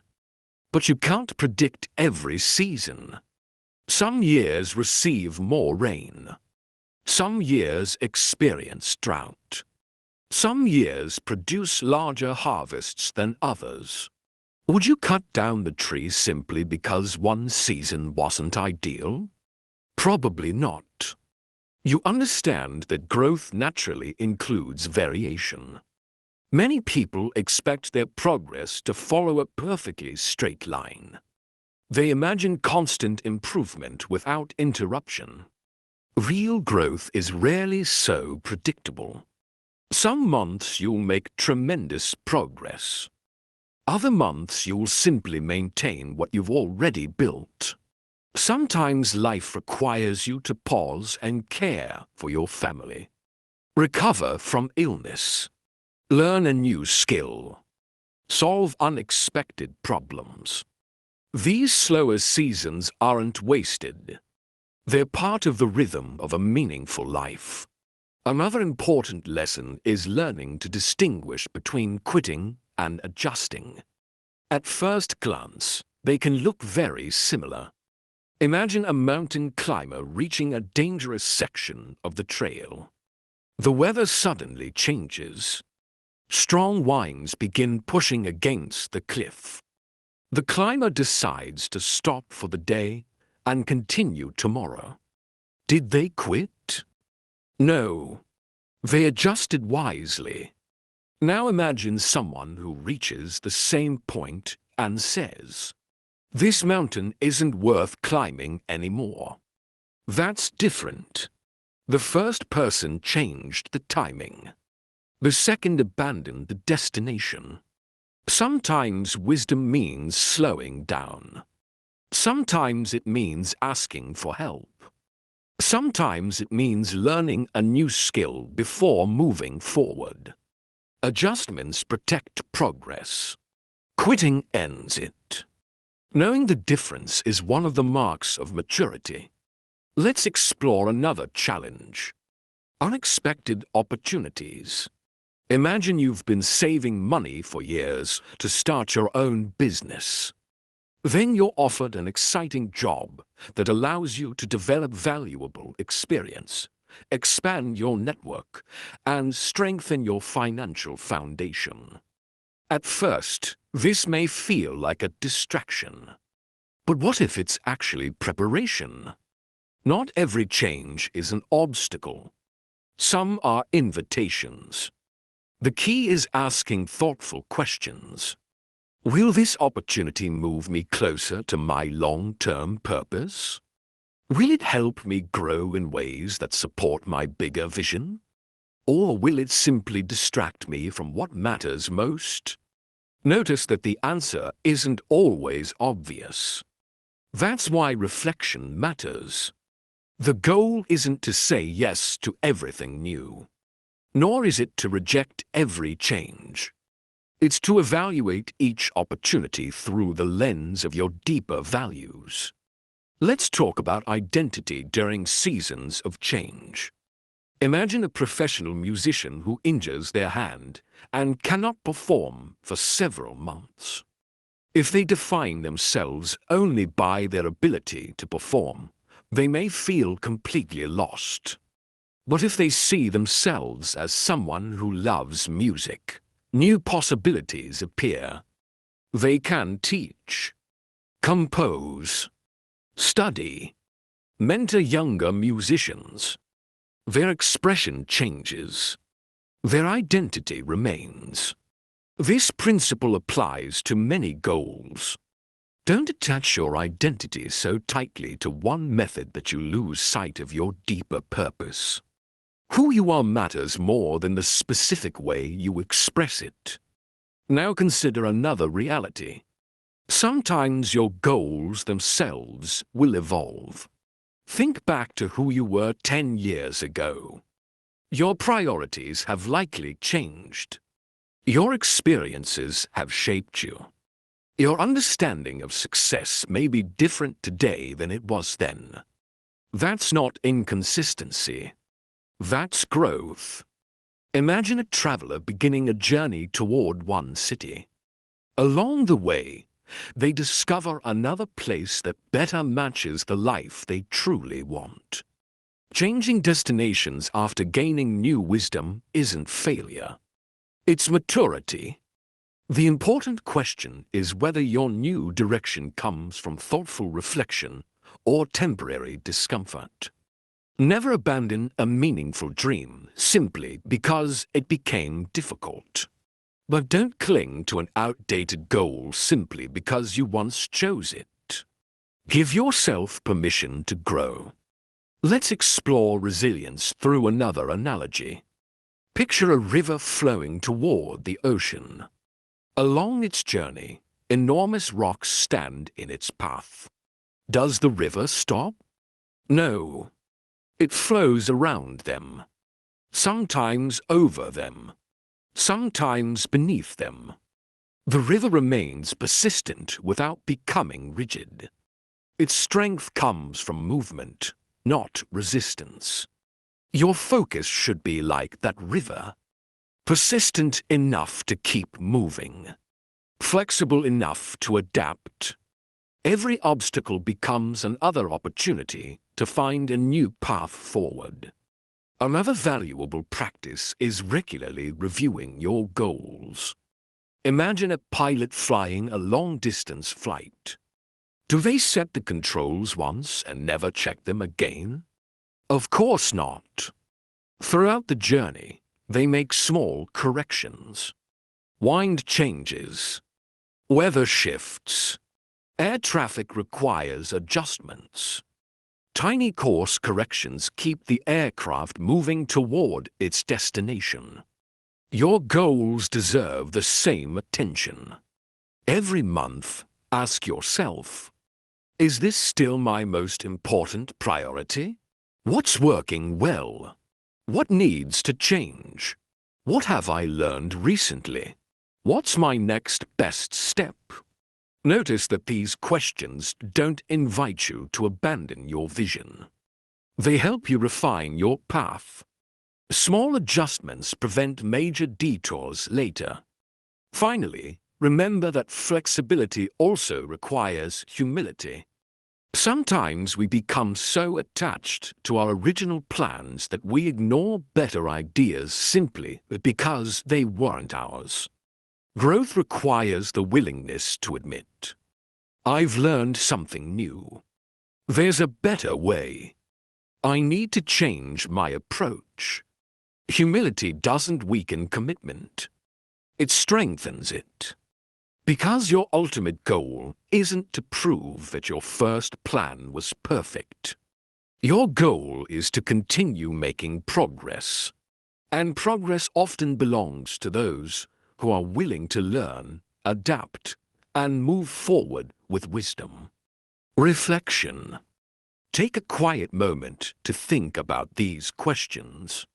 Am I confusing my goal with my original plan? What recent challenge has required me to adapt? Have I mistaken a temporary detour for permanent failure? Is there an opportunity I've been ignoring because it doesn't fit my original expectations? What's one adjustment that could help me move forward more effectively? Sometimes the path changes, not because you've lost your way, but because you're finding a better one. Action step. Set aside 30 minutes this week for a personal goal review. Write down your current primary goal. What's working well? What's no longer working? One adjustment you'll make this month. One action you'll take within the next 24 hours. Treat this as a regular appointment with your future. Small course corrections today can prevent large regrets tomorrow. Key takeaways. Stay committed to your purpose, but remain flexible with your methods. Growth is rarely a straight line. Adjusting your plan is different from abandoning your goal. Regular reflection helps you stay aligned with your priorities. Humility allows you to adapt without losing your direction. A skilled sailor isn't admired because they control the wind. They're admired because they know how to adjust their sails. Life will change. Circumstances will shift. Unexpected challenges will appear. But when your purpose remains steady and your heart stays teachable, even changing winds can carry you toward the future you've chosen to create. You've now learned how to adapt without losing sight of your destination. But there's one final challenge that quietly influences every decision you make. It's not found in your schedule, your environment, or even your circumstances. It begins inside your own mind. In the next chapter, we'll explore how your thoughts shape your focus, how limiting beliefs create invisible barriers, and how developing a resilient mindset helps you continue moving toward your goals, even when doubt begins to whisper. Chapter 10. Master your mindset and protect your focus. Imagine two gardeners standing in identical fields. The soil is the same. The weather is the same. The seeds are the same. One gardener believes nothing I plant will ever grow. The other believes if I care for this garden consistently, something beautiful will eventually appear. Both begin planting. When weeds appear, the first gardener sighs and gives up. The second pulls the weeds, waters the soil, and continues working. Months later, the fields no longer look alike. The difference wasn't the land. It wasn't the seeds. It was the mindset each gardener brought to the work. Your mind is much like a garden. Every day, thoughts are planted. Some help you grow. Others quietly limit what you believe is possible. If you aren't intentional, fear, doubt, comparison, and negative assumptions begin growing like weeds.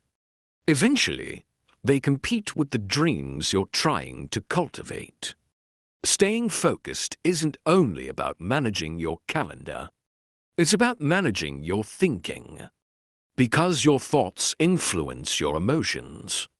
Your emotions influence your decisions. And your decisions gradually shape your future.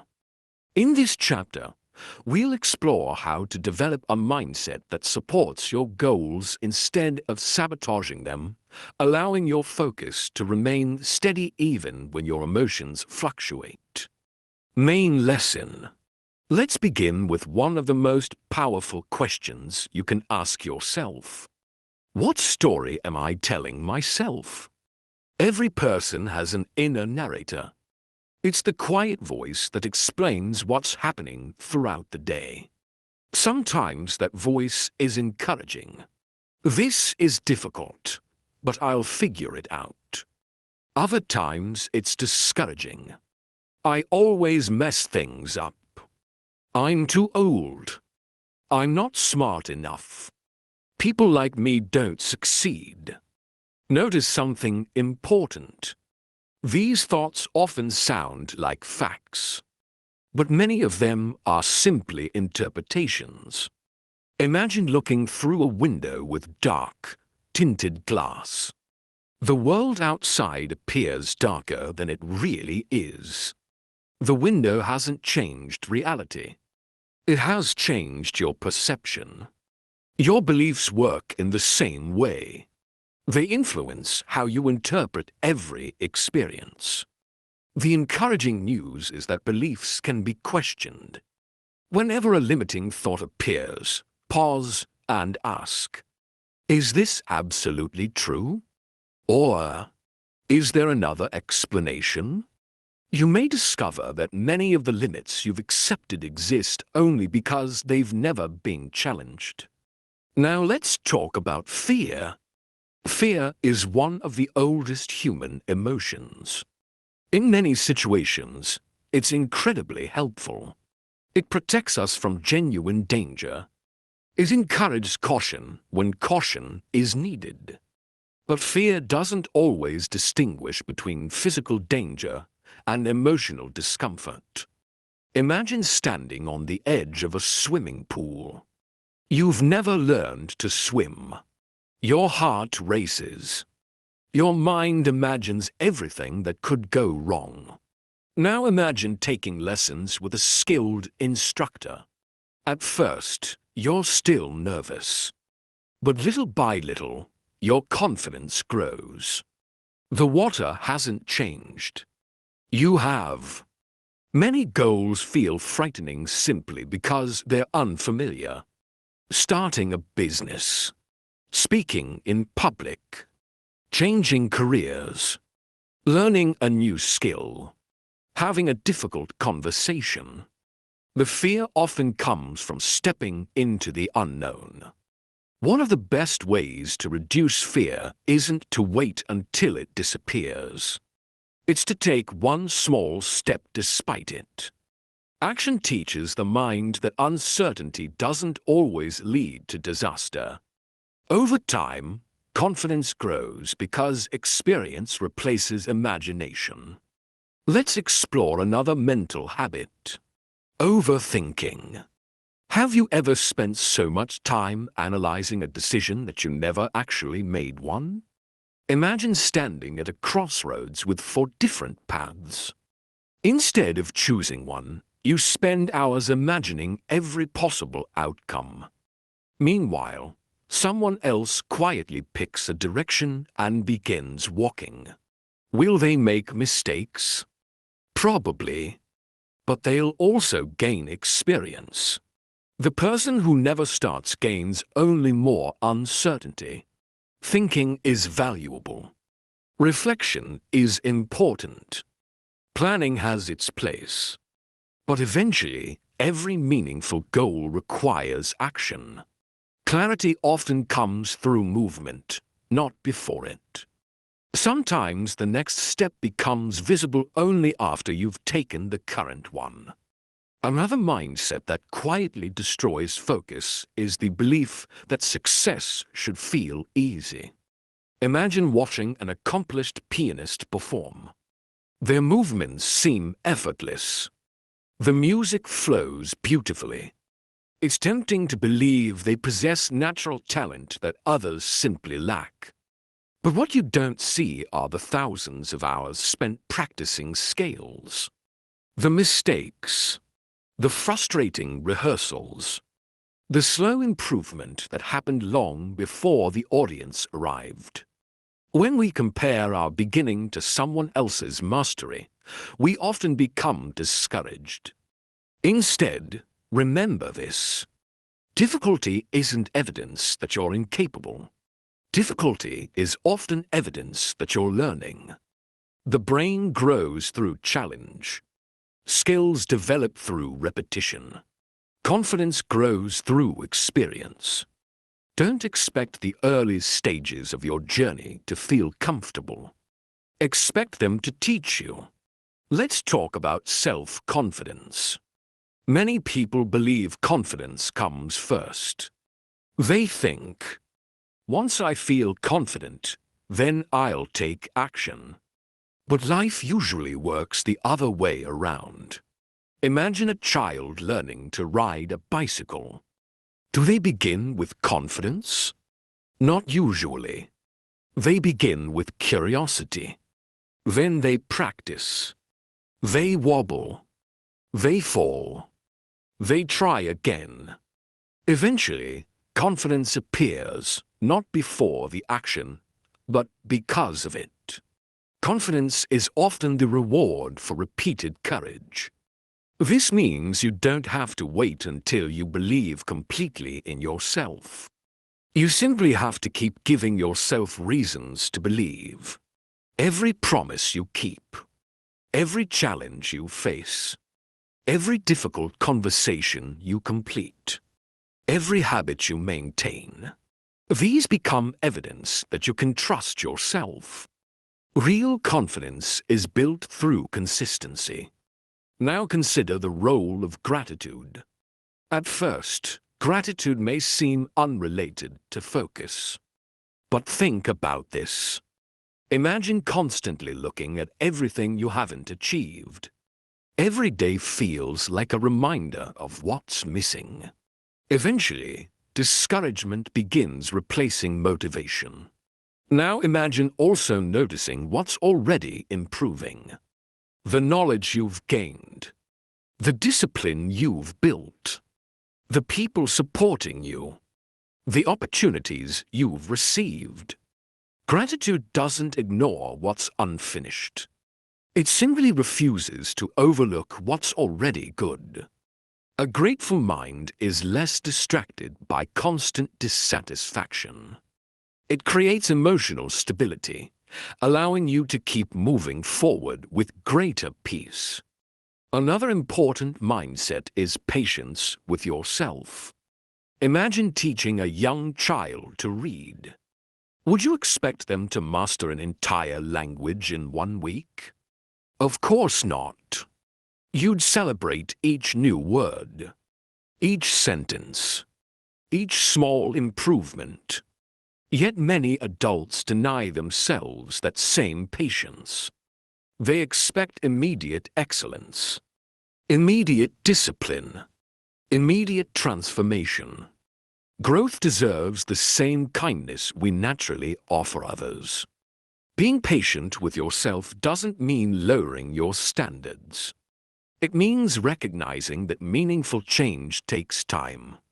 Let's explore one final mental habit. Choosing your focus deliberately. Imagine walking through a busy marketplace. Hundreds of voices compete for your attention. People call your name. Music plays. Vendors advertise their products. You can't pay attention to everything. So naturally, you choose what matters. Your mind works exactly the same way. Every day brings worries, opinions, news, unexpected problems, endless information. You cannot control everything that enters your awareness, but you can choose what deserves your attention. Ask yourself regularly, is this thought helping me move toward my goal? If the answer is no, gently let it pass. Not every thought deserves your belief. Not every worry deserves your energy. Protect your mind as carefully as you protect your time. Finally, remember this. Your mindset isn't something you fix once and never revisit. It's something you cultivate every day. Just like a garden. Weeds will appear. Negative thoughts will return. Doubt may visit again. But each day gives you another opportunity to choose what you'll water. Focus your attention on growth, on learning, on gratitude, on steady progress. Over time, those thoughts become the foundation upon which everything else is built. Reflection. Take a quiet moment and ask yourself, what limiting belief has been holding me back? Which thought do I repeat that no longer serves me? Am I waiting to feel confident before taking action? What progress have I overlooked because I was focused only on what remains? What kind of mindset do I want to strengthen every day? The conversation happening inside your mind today may shape the decisions you make tomorrow. Choose that conversation carefully. Action step. Begin a simple thought check exercise. For the next week, whenever you notice a discouraging thought, write it down. Then ask yourself, is this thought completely true? What evidence challenges it? What a more balanced, encouraging perspective? This isn't about pretending problems don't exist. It's about refusing to let unhelpful thoughts become permanent beliefs. Key takeaways. Your beliefs influence how you interpret every challenge. Fear becomes smaller when followed by thoughtful action. Confidence grows through experience, not before it. Gratitude creates emotional stability and strengthens focus. You have the ability to choose which thoughts receive your attention. A lighthouse cannot stop the waves from crashing against the shore. It doesn't calm the storm or change the wind. Its purpose is simply to keep shining. Your mindset serves the same purpose. When uncertainty surrounds you, your thoughts become the light that helps you stay on course. Protect that light. Nurture it. And let it guide you toward the life you've been patiently building. You've now developed clarity, built supportive habits, protected your energy, designed your environment, learned to trust the process, strengthened your commitment, surrounded yourself with encouraging people, adapted wisely to change, and cultivated a resilient mindset. Now it's time to explore one final daily practice that ties all these lessons together. In the next chapter, you'll discover how to turn focus into a lifelong way of living through intentional daily review, reflection, and continuous improvement. Chapter 11. Reflect, refine, and keep growing. Imagine you're flying across the ocean on a long journey. The destination is thousands of miles away. The aircraft leaves the runway perfectly aligned with its planned route. But something interesting happens during the flight. The plane doesn't stay perfectly on course the entire time. The wind shifts. Air pressure changes. Weather systems appear. Throughout the journey, the pilots make dozens of tiny corrections. A slight adjustment to the left. A small correction to the right. A minor change in altitude. Most passengers never notice. Yet those small corrections are exactly what allow the airplane to arrive safely at its destination. Life works much the same way. Many people believe success comes from creating the perfect plan. But long-term success rarely belongs to people with perfect plans. It belongs to people who regularly pause, reflect, learn, and adjust. Without reflection, It's easy to repeat the same mistakes. Without refinement, habits slowly lose their effectiveness. Without learning, progress eventually slows. Staying focused isn't just about moving forward. It's about making sure you're moving forward wisely. In this chapter, we'll discover how regular reflection becomes one of the most powerful tools for maintaining focus over the course of months, years, and even decades. Because the people who continue growing aren't necessarily the smartest. They're often the ones who remain teachable. Main lesson. Let's begin with a simple image.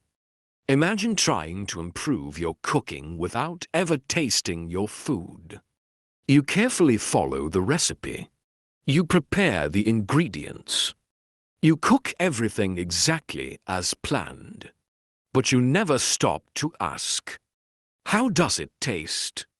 Without feedback, improvement becomes almost impossible.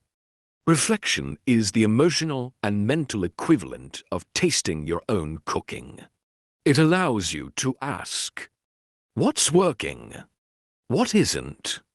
What can I do differently next time? Without these questions, many people become busy repeating habits that no longer serve them. Being active isn't always the same as making progress. Reflection helps you recognize the difference. Think about a gardener again. At the beginning of every season, they don't simply plant seeds and walk away. They return regularly. They remove weeds. They check the soil. They notice which plants are thriving and which need more attention. If one section of the garden isn't growing well, they don't become angry with the plants. They become curious. What does this area need? That's a beautiful question to ask yourself. Not, what's wrong with me? But, what do I need right now?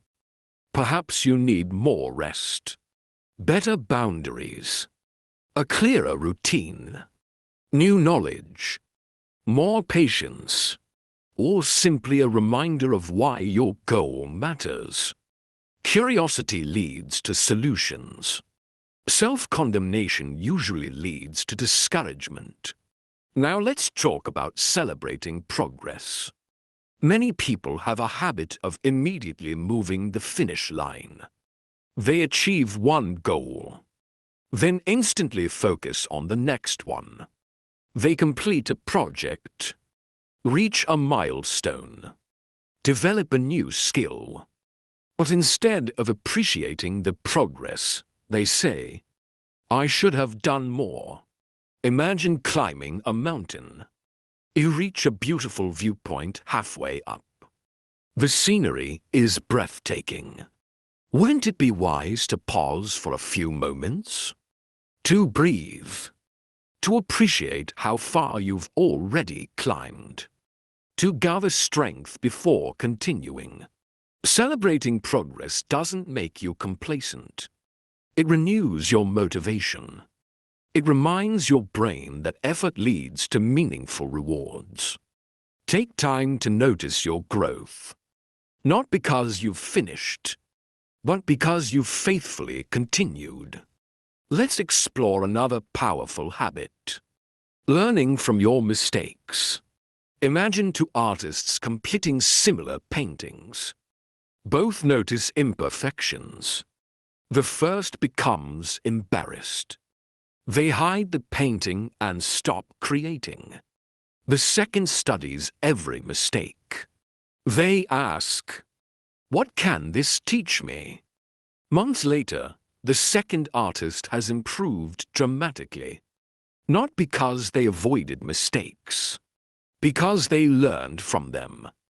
Mistakes are expensive only when they teach us nothing. Every disappointment contains information. Every failure offers instruction. Every challenge reveals something about our habits, our thinking, or our preparation. The goal isn't to avoid mistakes forever. The goal is to avoid repeating the same mistakes unnecessarily. Reflection transforms experience into wisdom. Another important practice is simplifying. As you grow, your life naturally becomes fuller. New responsibilities appear. New opportunities arise. New relationships develop. Without regular review, it's easy for your schedule to become crowded with activities that once mattered but no longer do. Imagine carrying a backpack during a long hike. At first, every item seems useful. But after several hours, the weight becomes exhausting. You stop, open the backpack, and realize you've been carrying things you no longer need. Old maps, extra clothing, broken equipment, unnecessary supplies. Life requires similar moments.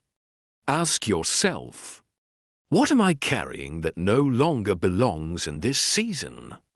Perhaps it's an unnecessary commitment, an outdated routine, a limiting belief, an unrealistic expectation. Letting go creates space for what matters most. Focus isn't only about adding better habits.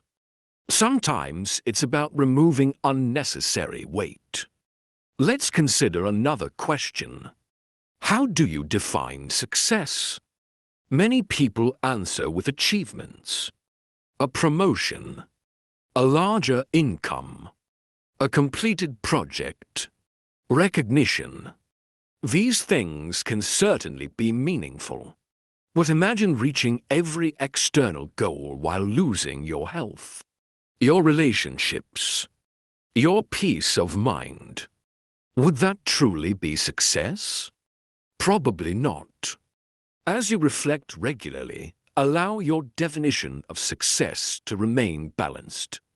Ask yourself, am I becoming the kind of person I want to be? Not just, am I accomplishing more? Character lasts longer than accomplishments. A meaningful life is built through both. Now let's talk about gratitude again, but from a different perspective. Gratitude isn't only about appreciating what you have. It's also about appreciating who you've become. Think back to the person you were 5 years ago. Consider what you've learned, the challenges you've overcome, the wisdom you've gained, the resilience you've developed. You may still have a long way to go, but you're also much farther than you once were. Reflection helps you see progress that everyday busyness often hides. Another valuable habit is asking better questions. Many people ask, why is this happening to me? That question often leads to frustration. Try asking, what is this experience teaching me? Instead of, why am I struggling? Ask, what's the next wise step? Questions shape attention, and attention shapes action. Better questions often produce better decisions. Imagine ending each day with just 5 quiet minutes. No phone, no television, no distractions. Simply asking yourself, what went well today? What challenged me? What did I learn? What am I grateful for? What's one thing I'll improve tomorrow? 5 minutes. That's all.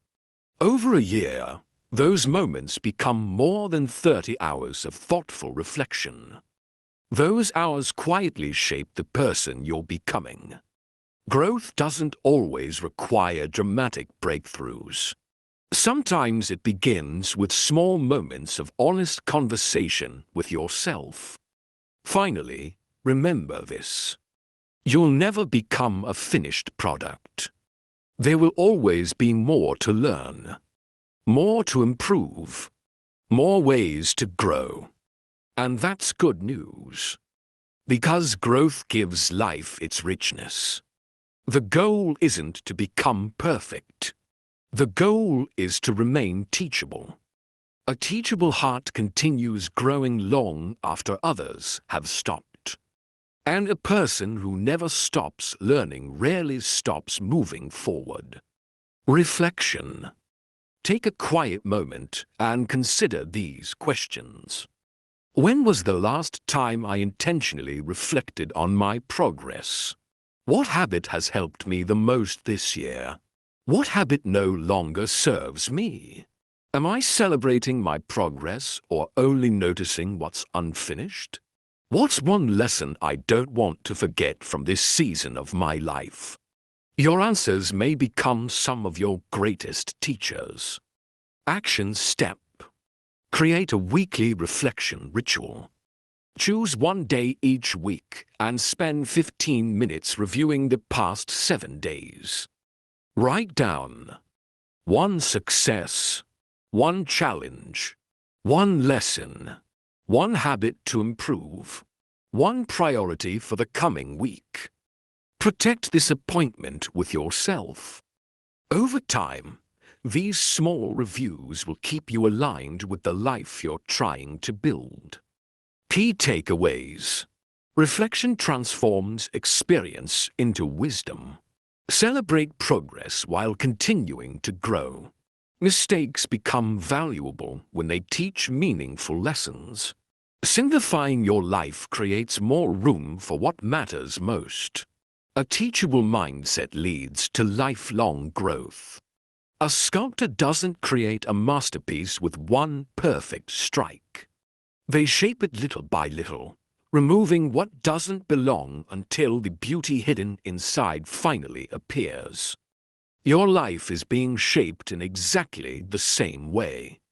Every lesson you learn, every adjustment you make, every honest moment of reflection is quietly revealing the person you are becoming. Keep shaping your life with patience. The masterpiece is still unfolding. We've reached the final chapter of this audiobook. So far, you've learned how to clarify your goals, eliminate distractions, build lasting habits, manage your energy, create a supportive environment, trust the process, remain committed through challenges, surround yourself with encouraging people, adapt wisely to change, strengthen your mindset, and grow through reflection. Now we'll bring everything together. In our final chapter, you'll discover how to transform these individual lessons into a lifelong philosophy, one that allows you to stay focused not just for a season, but for the rest of your journey. Chapter 12. Make focus a way of life. As we get to the final chapter of this audiobook, I'd like you to imagine something. Picture yourself 1 year from today. You're sitting quietly with a cup of coffee or tea, reflecting on the past 12 months. You think back to the person you were today, the person listening to this audiobook. You remember the goals you hoped to achieve, the habits you wanted to build, the distractions you wanted to overcome. Now ask yourself a simple question. What would make that future version of you smile with gratitude? It probably wouldn't be one dramatic moment. It wouldn't be one perfect day. Instead, it would likely be hundreds of ordinary decisions made consistently. Choosing to begin when you didn't feel ready. Returning after setbacks. Protecting your attention. Keeping promises to yourself. Learning from mistakes. Growing a little every day. That's the true power of focus. It's not a temporary burst of motivation. It's a way of living. A quiet commitment to becoming the kind of person who consistently acts in alignment with what matters most. Throughout this audiobook, we've explored many different ideas. Now it's time to weave them together into one lasting philosophy that you can carry with you long after this recording ends. Main lesson. Let's return to where we began. Focus isn't about doing more. It's about doing what matters most. Modern life constantly encourages us to divide our attention. We're surrounded by endless notifications, infinite entertainment, constant comparison, new opportunities every day. Many of these things are not bad, but without intention, they quietly pull us away from the life we truly want to build. Imagine standing in a garden with a watering can. You have enough water to help one tree flourish. Instead, you sprinkle a few drops on every plant around you. By evening, everything remains thirsty. Your attention works the same way. Where you consistently invest it determines what grows. This means every day is filled with small choices. Will you spend another hour scrolling or learning? Will you complain about obstacles or solve one problem? Will you delay an important conversation or have it today? Will you protect your morning routine or surrender it to distractions? These choices may seem insignificant on their own, but over months and years, they become the architecture of your life.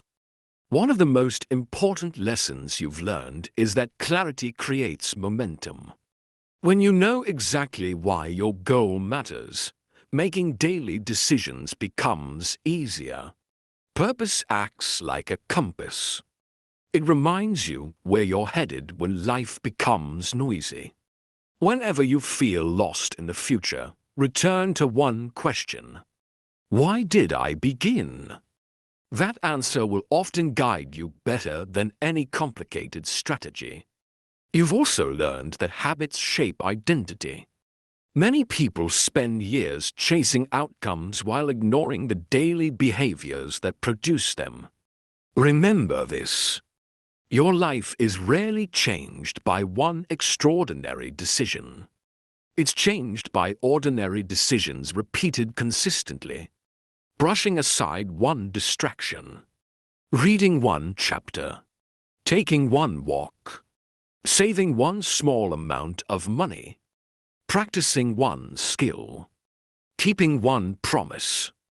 These actions seem almost invisible while they're happening, but together they create remarkable transformation. Never underestimate the power of small, faithful choices.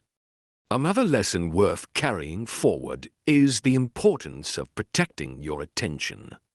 Attention has become one of the world's most valuable resources. Every company wants it. Every notification competes for it. Every advertisement tries to capture it. But only you can decide where your attention ultimately belongs. Think of your attention as sunlight. Whatever receives it grows. Feed your fears, and fear grows. Feed your distractions, and distraction grows. Feed your purpose, and purpose grows. Guard your attention with care. It's one of the greatest gifts you can give your future self. We've also explored the importance of resilience. There will be seasons when progress feels invisible. There will be moments when doubt returns. There will be unexpected detours. Remember the bamboo. Remember the river. Remember the lighthouse. Remember the airplane making small corrections. Every one of those images reminds us of the same truth. Progress isn't always obvious, but consistency always matters. Don't measure your success only by visible results. Measure it by your willingness to continue. Another lasting lesson is that growth is never a solo journey. The people around you matter. Encouragement matters. Accountability matters. kindness matters. And the way you speak to yourself matters just as much. Choose relationships that strengthen your purpose. Become someone who strengthens others. The world has enough critics. Be a source of wisdom, hope, and encouragement wherever you go. Let's talk briefly about time. Many people say, "I don't have enough time." Often, what they really mean is, "I haven't decided what's most important." Time is limited for everyone. None of us can create more of it. But we can become wiser stewards of the time we've been given. Imagine receiving a small amount of money every morning that disappears by midnight if you don't use it. Most people would spend it carefully. Time deserves even greater care because, unlike money, it can never be earned back. Every day asks the same question. How will you invest me? Answer that question thoughtfully. There's another truth I hope you'll remember. Success is not a destination where growth ends. Imagine climbing one mountain only to discover another beautiful peak in the distance. Life continually invites us to keep learning, keep serving, keep growing. The goal isn't to arrive at perfection. The goal is to become someone who never stops improving. That mindset keeps life meaningful. Finally, I'd like you to think about legacy. Not the kind measured by wealth or recognition, but the kind measured by influence. How will your focus affect your family, your friends, your co-workers, your community? Imagine someone watching your daily life for an entire year. What lessons would they learn about commitment? About discipline? About kindness? About perseverance? Your life is teaching something every day. Make sure it's teaching what you truly believe. Because your greatest achievement may not be reaching your own goals. It may be inspiring someone else to believe that they can reach theirs. Reflection. Before we close this audiobook, take one final moment to reflect. Ask yourself, which lesson from this audiobook has impacted me the most? What distraction am I finally ready to leave behind? Which habit will I begin protecting every day? Who do I want to become over the next year? What will I do today that my future self will thank me for? Don't rush these questions. The answers have the power to shape the next chapter of your life. Action step. Today, create your focus commitment statement. Write one paragraph beginning with these words.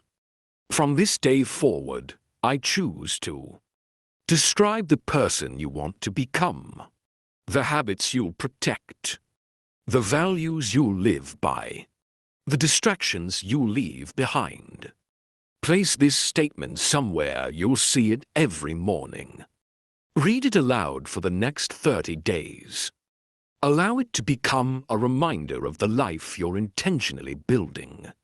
Key takeaways. Focus is a lifelong practice, not a temporary project. Small, consistent actions shape extraordinary results.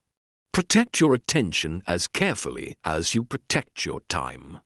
Growth requires resilience, reflection, and adaptability. Your daily choices become the legacy you leave behind. A cathedral is not built in a single day. Stone by stone, window by window, year after year, patient hands create something that lasts far longer than any one generation. Your life is built in the same way. Every focused decision, every habit you protect, every obstacle you overcome, every promise you keep, is another stone placed into the foundation of the person you're becoming. One day, you'll look back, not with pride over perfection, but with quiet gratitude for every ordinary day you chose to continue. And you'll realize that staying focused wasn't just the key to achieving your goals. It was the path that transformed you along the way. Final reflection. As we reach the end of this audiobook, take a deep breath and pause for a moment. Think back to the beginning of this journey. Perhaps you started listening because you felt distracted. Maybe you had a dream that kept getting pushed aside. Maybe you wanted more discipline, more clarity, or simply a better way to stay committed to what matters most. Now look at everything you've explored. You have learned that focus isn't something you either have or don't have. It's a skill that can be developed through intentional choices. Imagine carrying these lessons with you over the next year, not trying to become perfect overnight, not expecting every day to be easy, but choosing, again and again, to return your attention to what truly matters. A year from now, your life may not be perfect, but it can be profoundly different. Small habits will have become second nature. Your confidence will be stronger because you've kept more promises to yourself. Your goals will feel closer because you've stopped chasing every distraction.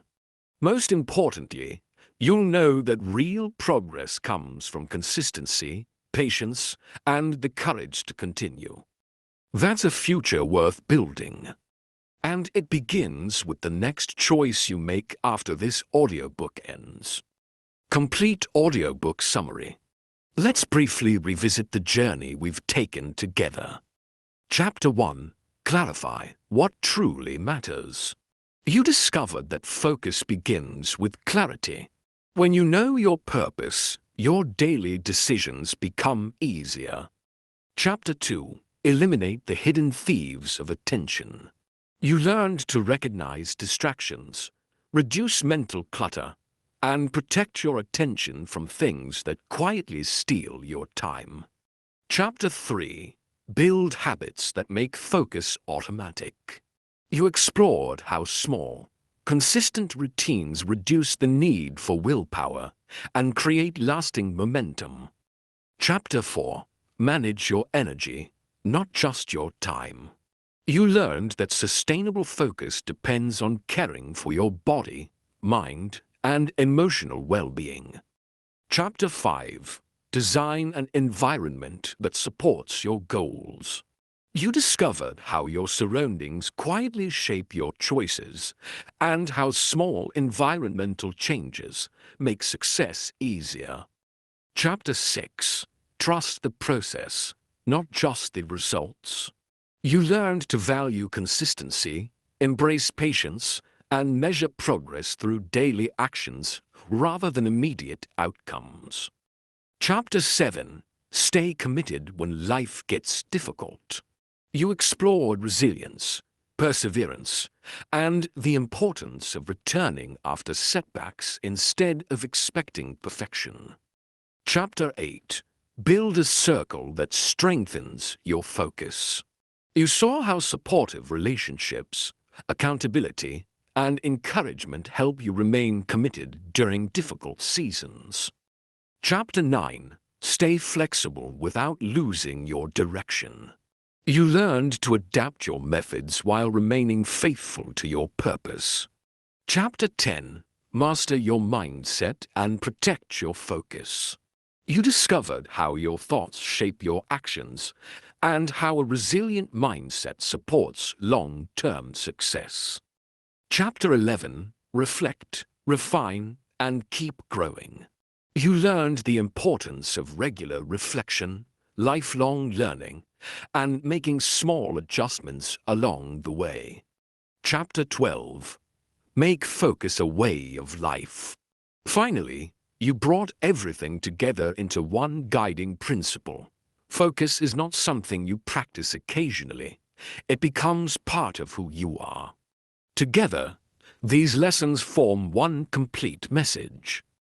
A meaningful life isn't built through occasional moments of extraordinary effort.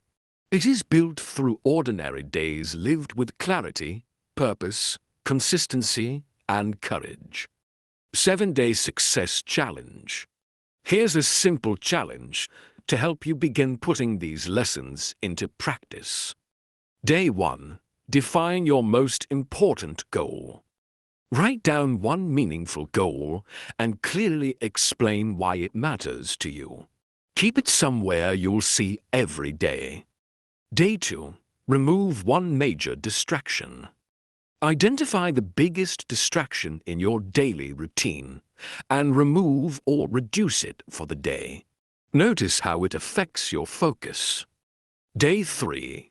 Build one keystone habit. Choose one small habit, such as reading for 15 minutes, exercising, journaling, or planning your day, and complete it without exception. Day 4. Improve your environment. Organize your workspace, prepare tomorrow's materials, or remove something that regularly distracts you. Day 5. Encourage someone else. Reach out to a friend, family member, or colleague. Offer genuine encouragement and ask about one goal they're working toward. Day 6. Reflect on your progress. Spend 15 quiet minutes reviewing your week. Celebrate your wins, learn from your challenges, and identify one improvement for next week. Day 7. Write a letter to your future self. Describe the person you hope to become over the next year. Explain the habits you will continue building and the life you're intentionally creating. When the 7 days are complete, don't stop. Repeat the challenge, improving a little each week. Motivational closing. As this audiobook comes to an end, remember that your future is not decided by a single breakthrough or one perfect moment. It is shaped by the choices you make when no one is watching. When you choose to begin instead of waiting. When you return after setbacks instead of giving up. When you protect your attention instead of surrendering it. When you keep one more promise to yourself. These quiet moments rarely make headlines, but they build remarkable lives. Be patient with yourself. Keep learning. Stay curious. Celebrate progress. And trust that every focused step, no matter how small, is moving you toward a stronger, wiser, and more purposeful version of yourself. Final call to action. If this audiobook has encouraged you or given you practical ideas to apply in your own life, I'd love to invite you to take one more step. Please like this video if you found it valuable. It helps others discover these lessons and supports the channel. If you'd like more motivational audiobooks focused on personal growth, discipline, resilience, and success, subscribe so you won't miss future releases. If you know someone who's working toward an important goal, consider sharing this audiobook with them. One conversation or one lesson can sometimes change the direction of a person's life. And before you go, I'd love to hear from you. Leave a comment below and tell us your biggest insight or your favorite lesson from this audiobook. Your experience may encourage someone else who is beginning their own journey today. Thank you for being part of this community. Thank you so much for spending this time with me. In a world filled with constant distractions, you've chosen to invest your time in your own growth, and that's something to be proud of. I hope these lessons continue to encourage you long after this audiobook ends. Keep learning. Keep growing. Keep moving forward, one intentional step at a time. Until next time, Thank you for listening. Take care of yourself, stay focused on what truly matters, and never stop becoming the person you're capable of being. I'll see you in the next audiobook. The end.